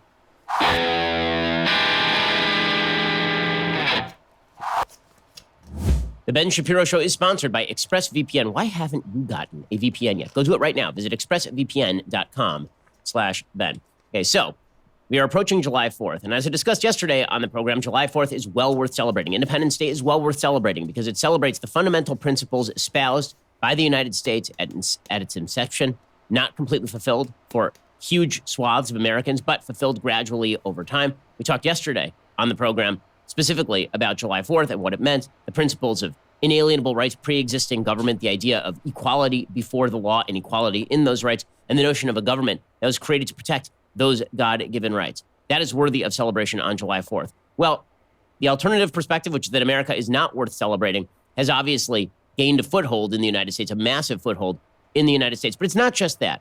There's a certain vitriol that comes. I just feel like, a giant fraction of the community would feel more comfortable celebrating the United States if it wasn't constantly in race denial or denying that it has racist issues or thinking that we've even moved past them. Along with this perspective on America that is truly incredible. I'm going to read you a little bit from a piece by Jamila Lemieux. And I normally don't read from Slate because Slate is obviously a left-wing publication. It's an openly partisan publication, so there's not much to discover there. But Is there not much to discover there because it's partisan? Because could I then say the same thing about your show, Ben? But what I'm here to discover is the right-wing narrative that seems to be pro-establishment, anti-people. So that's why I'm here, is to find that out. There's a mindset that is worthy of evaluation here that I think is exposed in this carrot and feeding column, right? The advice columnist over at Slate. So the title of this column is My Kid's Dad is a Trumper. Should I criticize him openly or keep it civil? I've been trying to instill my liberal values without disparaging their father, but these times call for more. Okay, so the basic premise of this particular advice question is, I'm divorced. My husband is a Donald Trump supporter. My new husband and I are liberal. My kids come over and they have heard one perspective from their dad, and now I want to give them the other perspective. Should I be polite about it? So the column says, here's the question. I have 3 young kids, 10, 9, and 6, whom I adore. Due to life circumstances, they live mostly with their dad for the school year. I see them often. They live with me and their stepdad during the summers and breaks. My husband and I are very liberal. My kid's dad is very conservative, like Trump supporter conservative. In my time with the kids, I talk politics a lot and do my best to instill my values while also being very careful not to say anything bad about their dad or his beliefs. For example, if they mention something their dad told them, I focus on saying what I disagree with and why, rather than saying what I really think, such as that belief is immoral. But I can tell that their dad isn't exactly reciprocating. They've said some things that make me pretty sure he's just vilifying Democrats and liberals every chance he gets. They're young, so nuance is lost on them. I feel like I'm playing the long game by being the one who never disparages the other side. I think it's fascinating because I hardly ever read Slate, but that right there is that the dad of the children is vilifying, demonizing, and attacking liberal ideas rather than just saying that they don't agree with his core beliefs. He's going full on thug, anarchist, looter, rioter kind of rhetoric, which has been perpetuated by right-wing pundits. And it's in the name of trying to avoid talking about racial injustice and white supremacy in this country. But given what the other side is doing these days, I'm wondering if I should play hardball too. How do I handle this? Politics and parenting. Here's the answer. Dear Politics and Parenting, the Democratic Party could write a book about what happens when you try to keep to the high road and be the one who never disparages the other side. Spoiler alert, it ends with over 100,000 Americans dead with COVID and millions more who might be considered brain dead. To paraphrase a man who waged a wholly unnecessary war on Iraq and may end up becoming one of your kids' idols if you don't act fast, the high road really ain't high if it means negotiating with terrorists. You feel me? Do your best to emphasize the other things that are good about your ex and the importance of loving him in spite of his values. Be careful to differentiate between bad politics and bad people, which is bullshit. This is what she writes, which is bull bleep, but your children can grow up and decide to discard their father for being a deplorable when they are old enough to realize the two cannot be separated, and that the idea that they can is a myth that white folks have been spreading to the detriment of everyone for far too long. This isn't a here's why daddy sucks thing, it's here's why conservative values are evil. You need to make the moral depravity and xenophobia of the right wing as painstakingly clear to your kids as you possibly can, whenever you can. This is more than hardball. This is a battle for the souls of your children. And I say do anything and everything you can do to win it. If that includes... Yep, this is the liberal response to conservative antagonism. And it's now just becoming equal footing because while conservatism paints leftists and liberal views as radical, right? Which can be used as a word in almost a sense of rebellious. She's painting conservative values as immoral. And, we can kind of sit here and we could actually pick apart looking at certain policies. Well, Joe Biden's immoral in these certain areas, and then Donald Trump is immoral in these certain areas. And it just depends on a person's morality. And, of course, a person's morality is then going to pick the ideology that most suits their morality. The morality chooses the ideology. The ideology does not choose the morality. But maybe more recently it has, because we have been seeing farther shifts to the right for conservatism, and the same thing is happening with liberals as well. They're not moving farther to the left. People are leaving liberalism to go further to the left. Liberalism is still center and then moving right.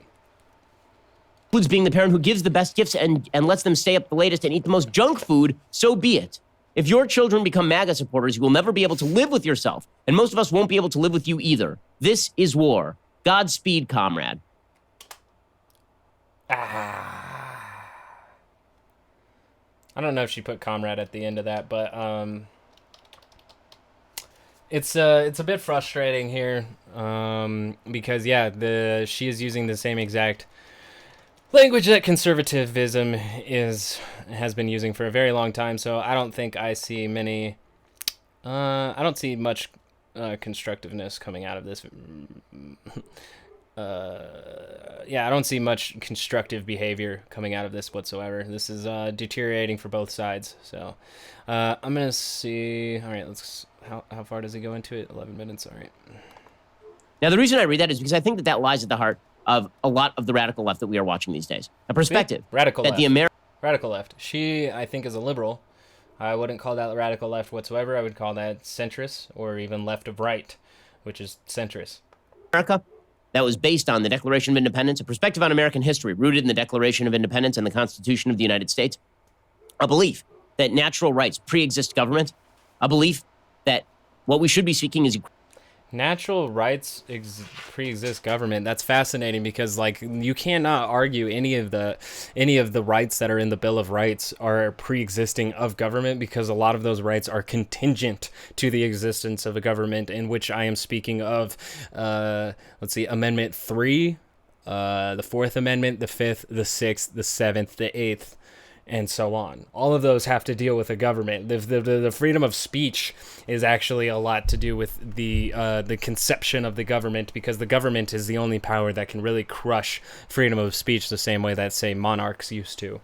So it's fascinating that he and I'm sure it's a part of Judeo-Christian belief that these rights were handed down to us by God because we established this nation, but it's getting very confused because these laws and rights were written by men who, yes, did follow the word of Jesus, but are we certain to the T?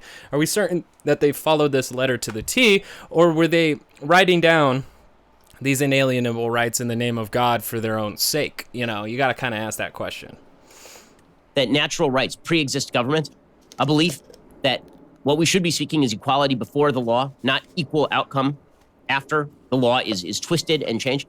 That is perceived as legitimately evil by a vast swath of human beings in the United States. That if you disagree with this, that America's a bad, terrible, horrible, no good, very bad place, a racist, terrible place filled with bigotry, and that all the systems of America are at root corrupt, then that means that you're morally depraved. You're xenophobic. Yeah, but Ben, you argue for the same thing for people who don't believe that America is all good. You believe for people who won't express that America is all good are depraved, degenerates, and unworthy and deplorable. So, we're fighting in that 40-yard line here, folks, and it's to make sure that each of us down here at the working class continue fighting each other against our own self-interest, while the elites sit on top and just watch it. And I have been talking to my roommates for a little bit while now, in the way that we've been having our riots and our protests, is that I actually would not be surprised if we reach the level of purge. Like, if somehow the state enacts a purge and we get once a year, we have a bunch of citizens just beating the shit out of each other while the ruling elite class gets to watch it all on YouTube Live or Twitch or Facebook Live or what have you. So this is what I'm really concerned about, is this building antagonism amongst the working class that says, you don't fit my ideology, I disagree with you. And this kind of sectarianism is going to destroy the nation. We might end up with two different nations that will never stop warring with each other. But I'm going to skip ahead because I also want to get off here pretty soon. So the moral gap that now exists in our society, in which an entire sector of society that sneers at the entire other side as immoral, as bad human beings. Like I thought for a long time this is a real differentiating factor. I've written about this for probably, at this point, decades. The differentiating factor between right and left is that the right tends to think the left is wrong and the left tends to think the right is evil. The entire culture is now dominated by people who think that the right is full out. I don't think the individuals, but yeah, the ideology itself is becoming increasingly toxic as it even goes further down. Trumpism, it is becoming a much more toxic party within the United States. Liberalism isn't that much better, especially for the working class. I will say that, but them pointing it, they are both pointing their fingers. They are both almost like Spider-Man meme, like saying you, and yeah, we're not going to reach any level of constructiveness with this kind of attitude towards each other. Evil, and this means censorship. It means censorship. CNN, a supposedly free speech outlet, right? They're whining and bitching every single day about the fact that President Trump is mean to them. Oh, it's a threat to the press. Oh, he's going to... This guy bitches and complains every time the Supreme Court doesn't rule in his favor. Shut down the press when he's done nothing except raise their ratings. Hey, CNN put out a headline yesterday about the advertiser boycotts of Facebook over hate speech. Their headline was, here's a list of companies who have not canceled Facebook yet. Okay, the yet is the key word there. That's an activist headline. That's an activist headline. And that's what these media outlets have become. They are activists. They are activists of the hard woke left who believe that everything must be crushed in their path toward a utopian system that generates better human beings. Everything should be crushed in its path to generate a utopia that generates better human beings. Wow. Yeah, I'm sure that both sides are sold on this idea, Ben. Like, it's just like somehow the right has this savior complex that I just can't seem to understand, because they are always on the side of the status quo and the establishment. So I can't take it seriously. So everyone can be like them. Everybody can be part of the Borg. All you have to do is simply give away your autonomy and your ability to think That's funny. He's like, you give away your autonomy in order to be a part of these leftist movements, but like, who was the one talking the most shit about autonomous zones when the people actually practice full-on democratic autonomy? Who was talking the most shit about it? The right wing. The left wing didn't do very good reporting on it either, but they weren't as antagonistic, although they were very condescending on the movements. As an individual human being. And you have to buy into the narrative that your own individual problems and everybody's individual problems, everybody's individual sins, that is not a result of innate human nature or individual choice. That is a result of the evils of the system.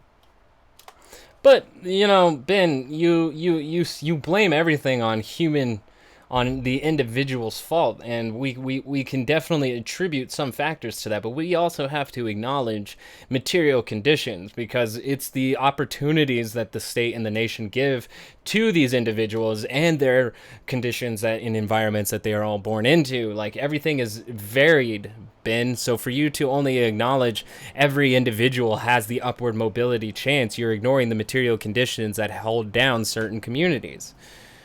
You do this all the time. And so every statue has to come down, because those statues are part of the system.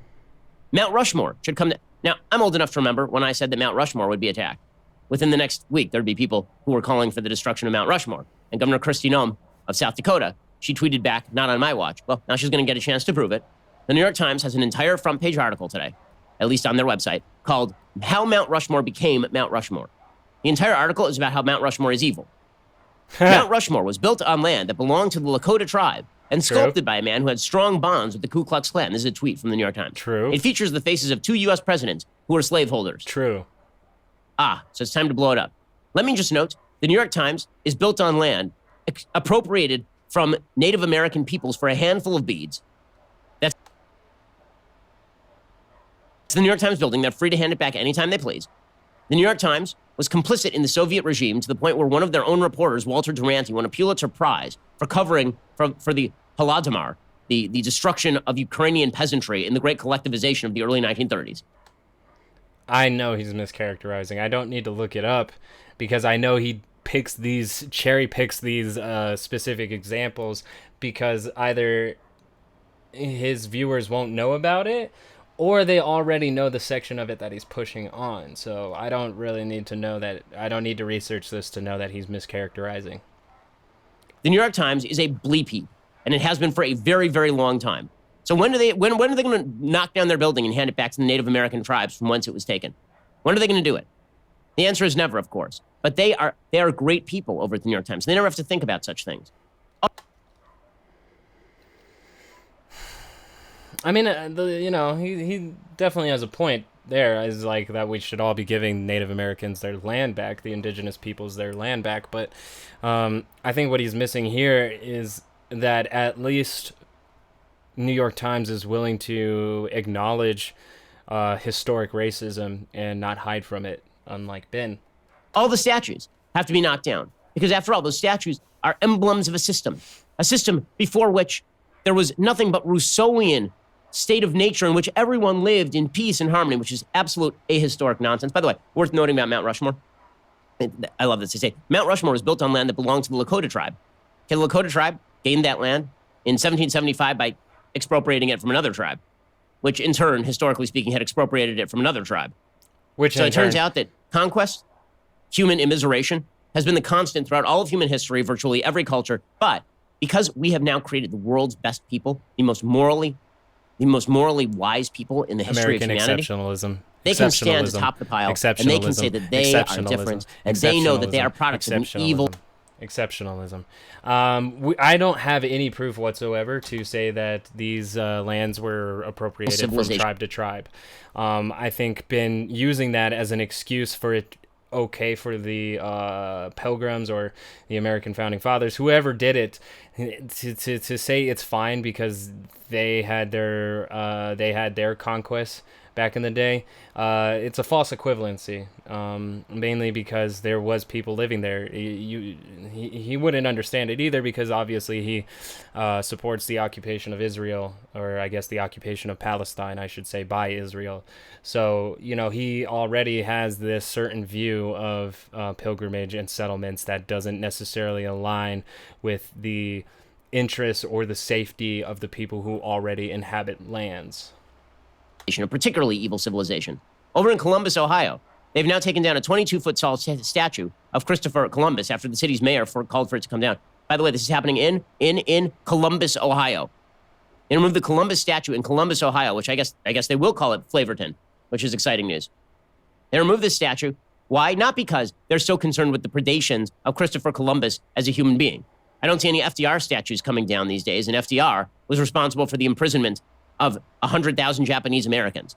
Yeah. He is definitely worthy of the chopping block. But FDR, with the New Deal, also sent out a bunch of I'm not sure what department specifically it was or who the investigators were, but he had former slaves interviewed in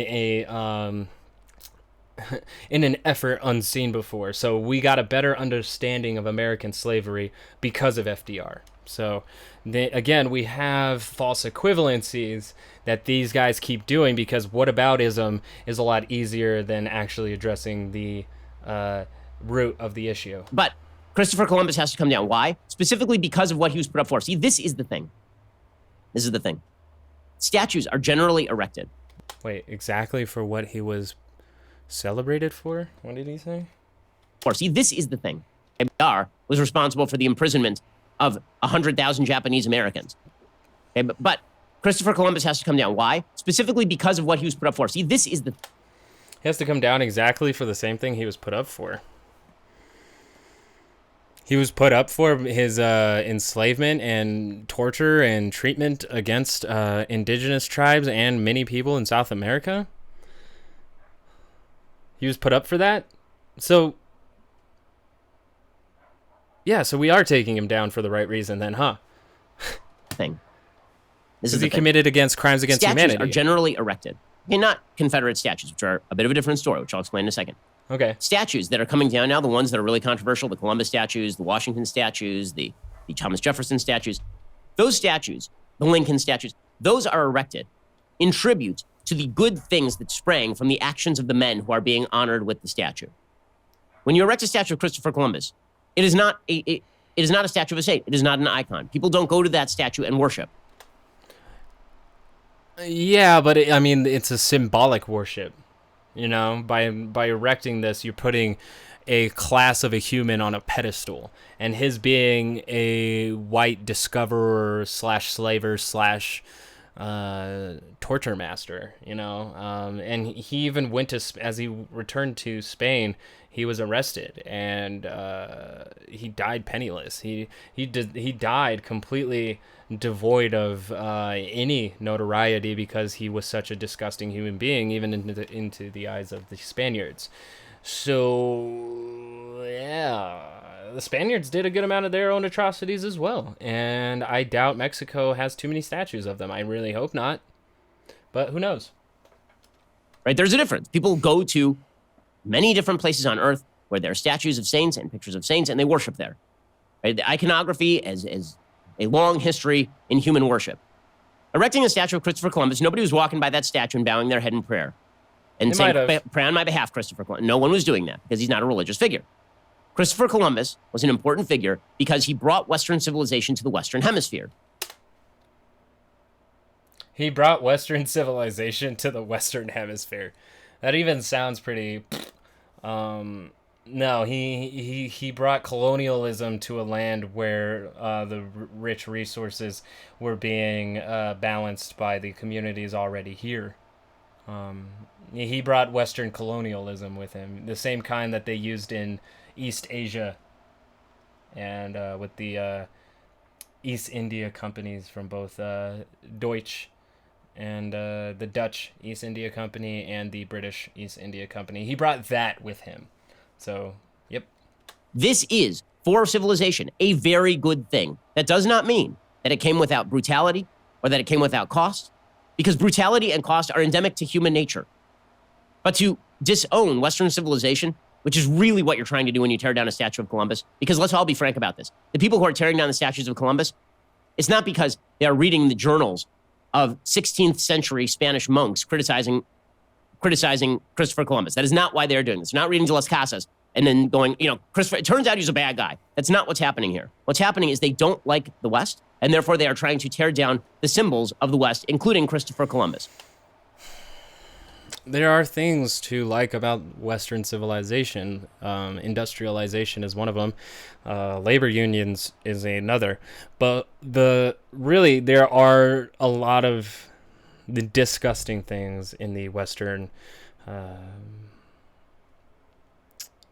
history, where the Salem witch trials I could point as one outside of white supremacy, more dealing with patriarchy, but the Salem witch trials, we could say the Crusades, which was a Western civilization invention.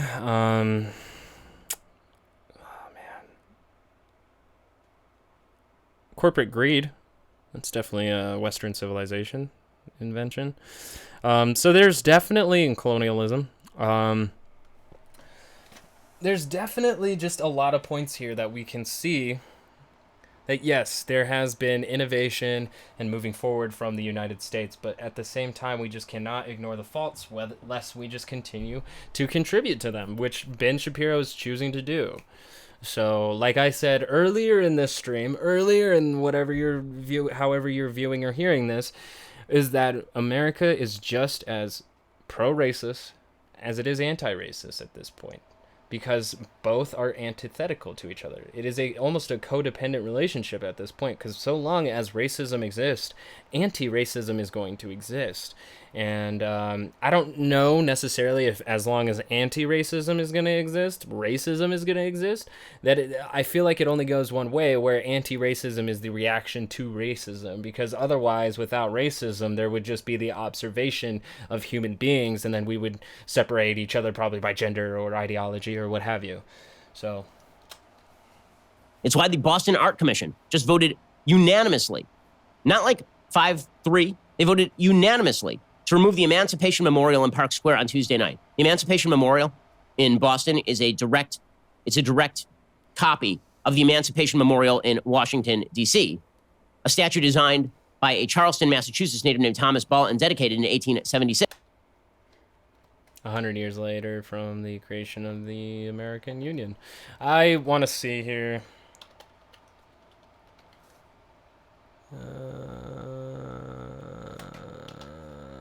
I haven't seen it. Yeah, no. Yeah, no. Actually, yeah, no. Yep, not digging it.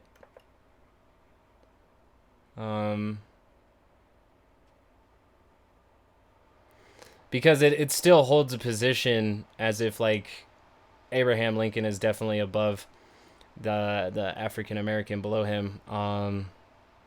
I think somebody had also said it looks like he's about to shine his shoes, which, yeah, it kind of does. And there's a lot of imagery here. Like, you have a half-clothed African American with a fully clothed Abraham Lincoln. So, yeah, I don't actually. There's a lot of iconography here that, you know, it may be unionist in the fact that it's Abraham Lincoln, but from what I'm seeing, to be perfectly honest with you, is symbolism of the African American being much lower than Abraham Lincoln, and he does kind of look like he's about to shine his shoes. So, yeah, we don't need that statue. There's definitely a much better one you could do. Yep. You can celebrate the life of Abraham Lincoln and his revolutionary act of emancipation without having a black person in the same statue in a lower position. It's very symbolic in the way that the white man is great because he freed the black man, and that makes him better than the black man still. So we don't need that statue. 6, paid for by freed slaves and spoken at the inauguration of by Frederick Douglass. This was removed. Why was this removed? Not because of why they say it was removed. So the people who are doing this, they say that this was removed because people are uncomfortable with the statue and its reductive representation of the black man's role in the abolitionist movement. This is according to Mayor Marty. How he reads his quotes, too, is very important, because it's the attitude that he puts into it actually makes them sound like snide comments, when really it's a statement, and he should read it as so if he was actually impartial. But he's not. He's a right-wing pundit funded by billionaires to make sure he's a millionaire funded by billionaires to make sure that the agenda pushes forward in right-wing. Yep. Walsh. That is not why it's being removed. The reason it's being removed, because anybody who perceives that America had a role in ending slavery, even in America, or that America did a good thing in ending slavery, or that Abraham Lincoln did a good, humane thing in ending slavery, is not ripping into the system. Lincoln, because he was president, is a symptom of an evil system. It doesn't matter that he fought within the system to end the system of slavery. The system itself is the evil. And so if you're an advocate for the system, if you believe that the system actually is good and that we strayed from founding principles, well, then that makes you bad too. You are now part of the system. You are just as evil as that dad that they were talking about in Slate magazine. You're the bad. Right? This is the great fight. You want to talk about the cultural war that is happening right now in the country? This is the cultural war that is happening in the country. And he's been talking about it for years, and so has Tucker Carlson and many right-wing pundits. They've been discussing it every time, because their roots and heritage and history is rooted in racism and oppression of marginalized groups in the past. And so for them to wage cultural war every year is to wage a war against progressivism in no matter what form it takes, so long as it fights against what their core values are, which is oppress who we oppress. A post-American America versus an America that does root itself in Americanism. That, as we approach July 4th, that's what this battle is all about. I'm mentioning I have a book coming out July 21st. It is all about this, How to Destroy America in 3 Easy Steps. The destruction of America's culture, history, and philosophy. Those things are continuing apace. That is what we are watching right now, tearing down America about our ears. Now, other countries have experienced post-European Europe, right? There's something it was a major crisis for Europe. It led to a massive migration of people who are not necessarily instilled with European values and has led to tremendous culture clash, waves of crime, serious living problems in places in Europe, for sure. All right. So he just hit the most racist point that he could by talking about how these certain immigrants are failing because they don't bring traditional European values with them. This is something that I feel like Richard Spencer would argue, and that's gross. That's gross. A country that cannot stand up for its fundamental principles or refuses to stand up for its fundamental principles puts itself at risk. And now, who is he asking to stand up to defend these values? And because, like I've been saying a lot, and I keep repeating myself because the same points just keep coming up over and over again in this echo chamber of right wing, is that the Republicans, the GOP, is in the position of power. Trump is in the position of power. He is the establishment. He has been running it.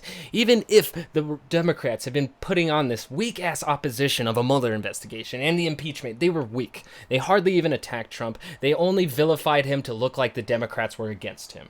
That's it. That's it. It's that fucking basic. And Trump takes it even farther by constantly calling them the radical Dems, and that just makes people even more crazy on his side. But here, to say that nobody is standing up for this, he enacted an executive order that says people will go to jail for defacing and vandalizing statues. They have the whole fucking state on their side, and yet we are still reaching a point where they are the victims. To take an example, in Israel, this was a big issue. In Israel, there was sort of a post-Zionist period in Israel where a bunch of people decided that Israel, well, maybe, should we have had it? Should Israel have been a thing that we established? Maybe we shouldn't have established it after all. And the voters in Israel started electing very left-wing governments that apologized for Israel's existence. The result was that Israel's enemies were emboldened. Israel's enemies emboldened then proceeded to kill a lot of Israelis, which resulted in a snapback where Israelis recognized, oh, wait, maybe there's a reason we exist. And so now virtually the entire Israeli populace is center-right. Yeah. And it's not. It's pretty far right. It's kind of that's very fascinating that he misconceptionized all of that because there was not really ever a chance of Palestine ever being the second state there. It was always a gradual move towards a single state known as Israel. So it's pretty fascinating how he characterized that as if like left wings took hold of the government and Palestine started growing in size. Maybe they were more sympathetic to Palestinians and were allowing them to make more concessions, but that's not what Ben wanted. Ben wanted a full-on Israel state, and he wanted those dang Palestinians who love to swim in garbage and blow shit up to die. We all remember that tweet. We all remember it, Ben. The same thing is happening right now in the United States. We are living through a period of post-Americanism America, where generations of Americans have been taught it is a sign of virtue to disown your Americanism. We're not disowning our Americanism. Like, again, it's acknowledging our Americanism and taking the worst parts of it and eliminating it from Americanism. What you are holding onto as Americanism is the Confederacy, bro. Like, you're fighting here for the Confederate Army in 2020. You are a citizen of the world. You're a citizen of goodness, above and beyond any culture that created you, and you have to tear. Your sign of strength is, as Shelby Steele says, dissociation. If you dissociate from the American system, that is a sign that you are powerful. Now, understand that is not. I do believe that if you can separate your ego from the American myth and realize that it is a myth that has been built by people of power and people who built the institutions and the institutions themselves, once you kind of separate yourself and go, wait a minute, I am just an inhabitant of this earth who happens to be born in a land that is absorbed of the idea of America and Americanism, and then you can start analyzing that from a more objective point of view because you don't see it as intrinsic to yourself. Yourself is much grander than that, I promise you.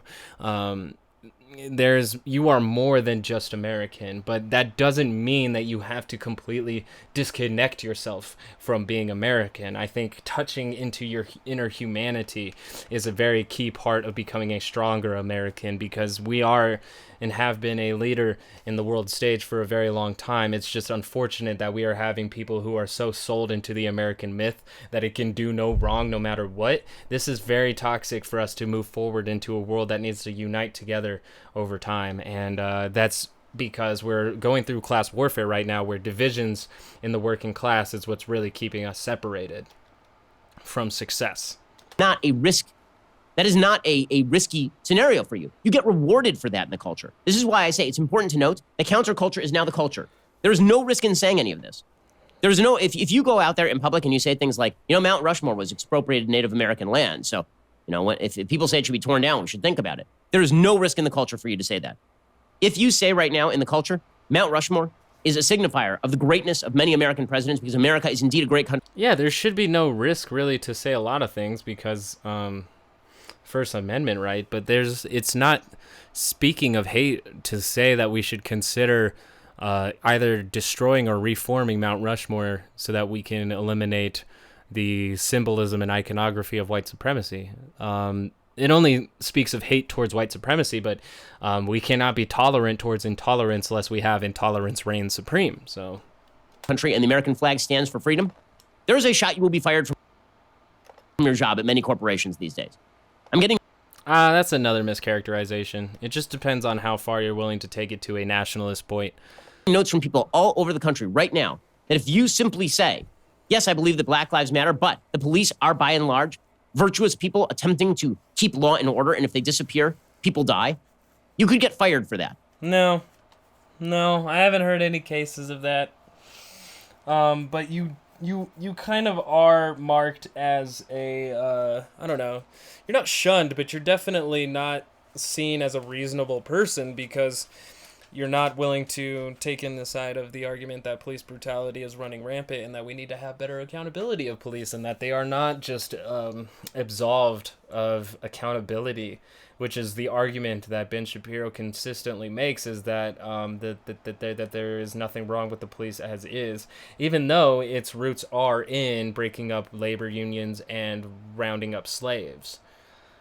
So when you have an institution built on that and then being reformed and formed by policies leading into now, we can see how the past does play out today, because we have only been building upon the original foundations that we had from times of anti-worker and anti-black people sentiment, which still perpetuates today, because, you have right-wing pundits who are still anti-worker, and you have right-wing pundits who do not speak very highly of African-American communities, who speak to police officers. I would not be surprised if there are a good number of police officers who listen to Ben Shapiro's show or watch Ben Shapiro's show or have similar beliefs to Ben Shapiro. But that's the problem, is because we can't necessarily have an effective, peaceful police in that kind of, with those kind of beliefs, because these beliefs are incredibly antagonistic. And like I said before, it's not a good idea for liberals to reach that point either, but the right has been this way for a long time, and so it's kind of hard to sit here passively by while these guys continue to build up aggression towards fellow citizens. And like I said, I am all for the working class, and that's why I see most of this as deconstructive, because it is splitting the working class, who I also believe is the true silent majority. It's not the Trump supporters, it's not the liberals, it's the entire working class who is divided into these two parties, and even some who are so disaffected that they don't even want to participate at all. So, yeah, working class unite. Okay, we know what the poles of power have shifted in the culture. Republicans focus so much on winning people always wonder in the Republican Party, I get this question all the time, why is it Republicans keep winning elections and yet the culture keeps shifting to the left? Because you're focusing on the wrong battle. This is not the correct battle. You can win as many elections as you want. If the ground keeps shifting under your feet, you're just shifting the deck chairs on the Titanic. That's all you're doing. You need to shore up the hole at the bottom of the Titanic. That means re-educating yourself about the United States and not buying into the lie that America is uniquely evil. Now, another another example of people portraying America as uniquely evil.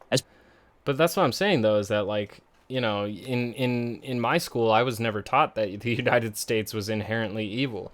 It was only after, like, research afterwards, as I started growing as a human being, that's when I started to realize that our history isn't actually told as it's supposed to be or told accurately during school. I never went to a university. I just picked up books. But it's true, most of the books that I pick up are either by liberals or even socialists or anarchists, but it just seems to me that after people study the history, they just turn out to be that way. Like, if you actually earnestly study the history that has been written through time and the studies that have been studied through time and all these people who spent so much of their effort to understand and flesh out history, a lot of them end up becoming liberals or further to the left. But also, you can still have people that end up on the right side, where they interpret history still a little bit differently. I mean, that's how you get guys like William F. Buckley, am I right? But, you know, it's going to be a constant battle. It's just, majority of the time after studying history, everybody kind of turns a little bit further left than the United States wants you to. And that's why they don't teach you those things when it comes to grammar school and all that such, because then you will become even more radicalized by the time you hit other schools. It's part of the broad Black Lives Matter rubric, which and I even made that argument is like I was pissed off that my school didn't even teach philosophy classes, which is like a key to critical thinking. Again, it's amazing how the linguistic trick of taking Black Lives Matter, that phrase, which of course is inarguable, of course Black Lives Matter, and then piling on top of it, in the words of Vinny, from my cousin Vinny, is there any more bleep we can pile on top of this? Right? Is there any more bleep we can pile on top of the basic truth that Black Lives Matter? Because we're going to pile on top of it neo-Marxism. We're going to pile on top of it how America sucks. We're going to pile on top of it slavery reparations. We're just going to pile everything on top of it. Defund the police. You start from this one. These are all separate issues, but they are intrinsically woven into the fabric of this country because they are all a part of the same issue, which I have repeated so many fucking times: white supremacy and systemic racism. Very easy points of agreement, and then boom, you just blow it up beyond all recognition. We'll get to that. So we have two issues: systemic racism and institutional white supremacy, creating a fuck ton of issues out of them. And so for us to think that all of these problems are somehow being stacked upon Black Lives Matter for no reason, it's not. Black Lives Matter is the catalyst to major change in this country. To that in just 1 second. First, let's talk about the fact that when you go to the bathroom, I hope, presumably, you close the door because you're... All right, he's hitting an ad. I think he already hit the segment. I think it's important for everybody to look up historical materialism, intersectionality, and then also conflict theory. It's important to get like actual information from people who study things and grow as human beings rather than repeating the same rhetoric since they've started. I don't see any personal or human growth happening in the right side. I don't really see it happening in liberalism either. I mostly see it coming from the far left, trying to become better human beings. And that means by fighting for equality and fighting for racial justice and also the destruction of white supremacy, iconography, and symbolism. So if you are not supportive of this, you know where to go. You can go to the Ben Shapiro Show. But if you are in support of making a pretty big change, pretty big wave, and getting away from as much oppressive and repressive regimes, power structures, institutions, policies, what have you, if you want to move away from that, then please continue to join me here at the Working Class Observer, the Class Warfare Report. You can find me on Twitter. You can find me on YouTube. You can find me on Anchor. Just look around, bro. Like, subscribe, share. I don't give a fuck. Go to Electronic Frontier Foundation. Give them a donation so that they can continue fighting for your internet privacy rights. Go to the Party for Socialism and Liberation to show them support as well, because they are doing a lot of these movements out here trying to actually fight for racial equality and criminal justice. I don't know, call up your loved ones, let them know you love them. Try not to be dick over the 4th of July, and try to get some introspection in there. You know, it's never too late to grow as a human person and change your mind. It's never too late. We can always move closer to a more perfect union. Again, thank you for joining me. Have a wonderful day.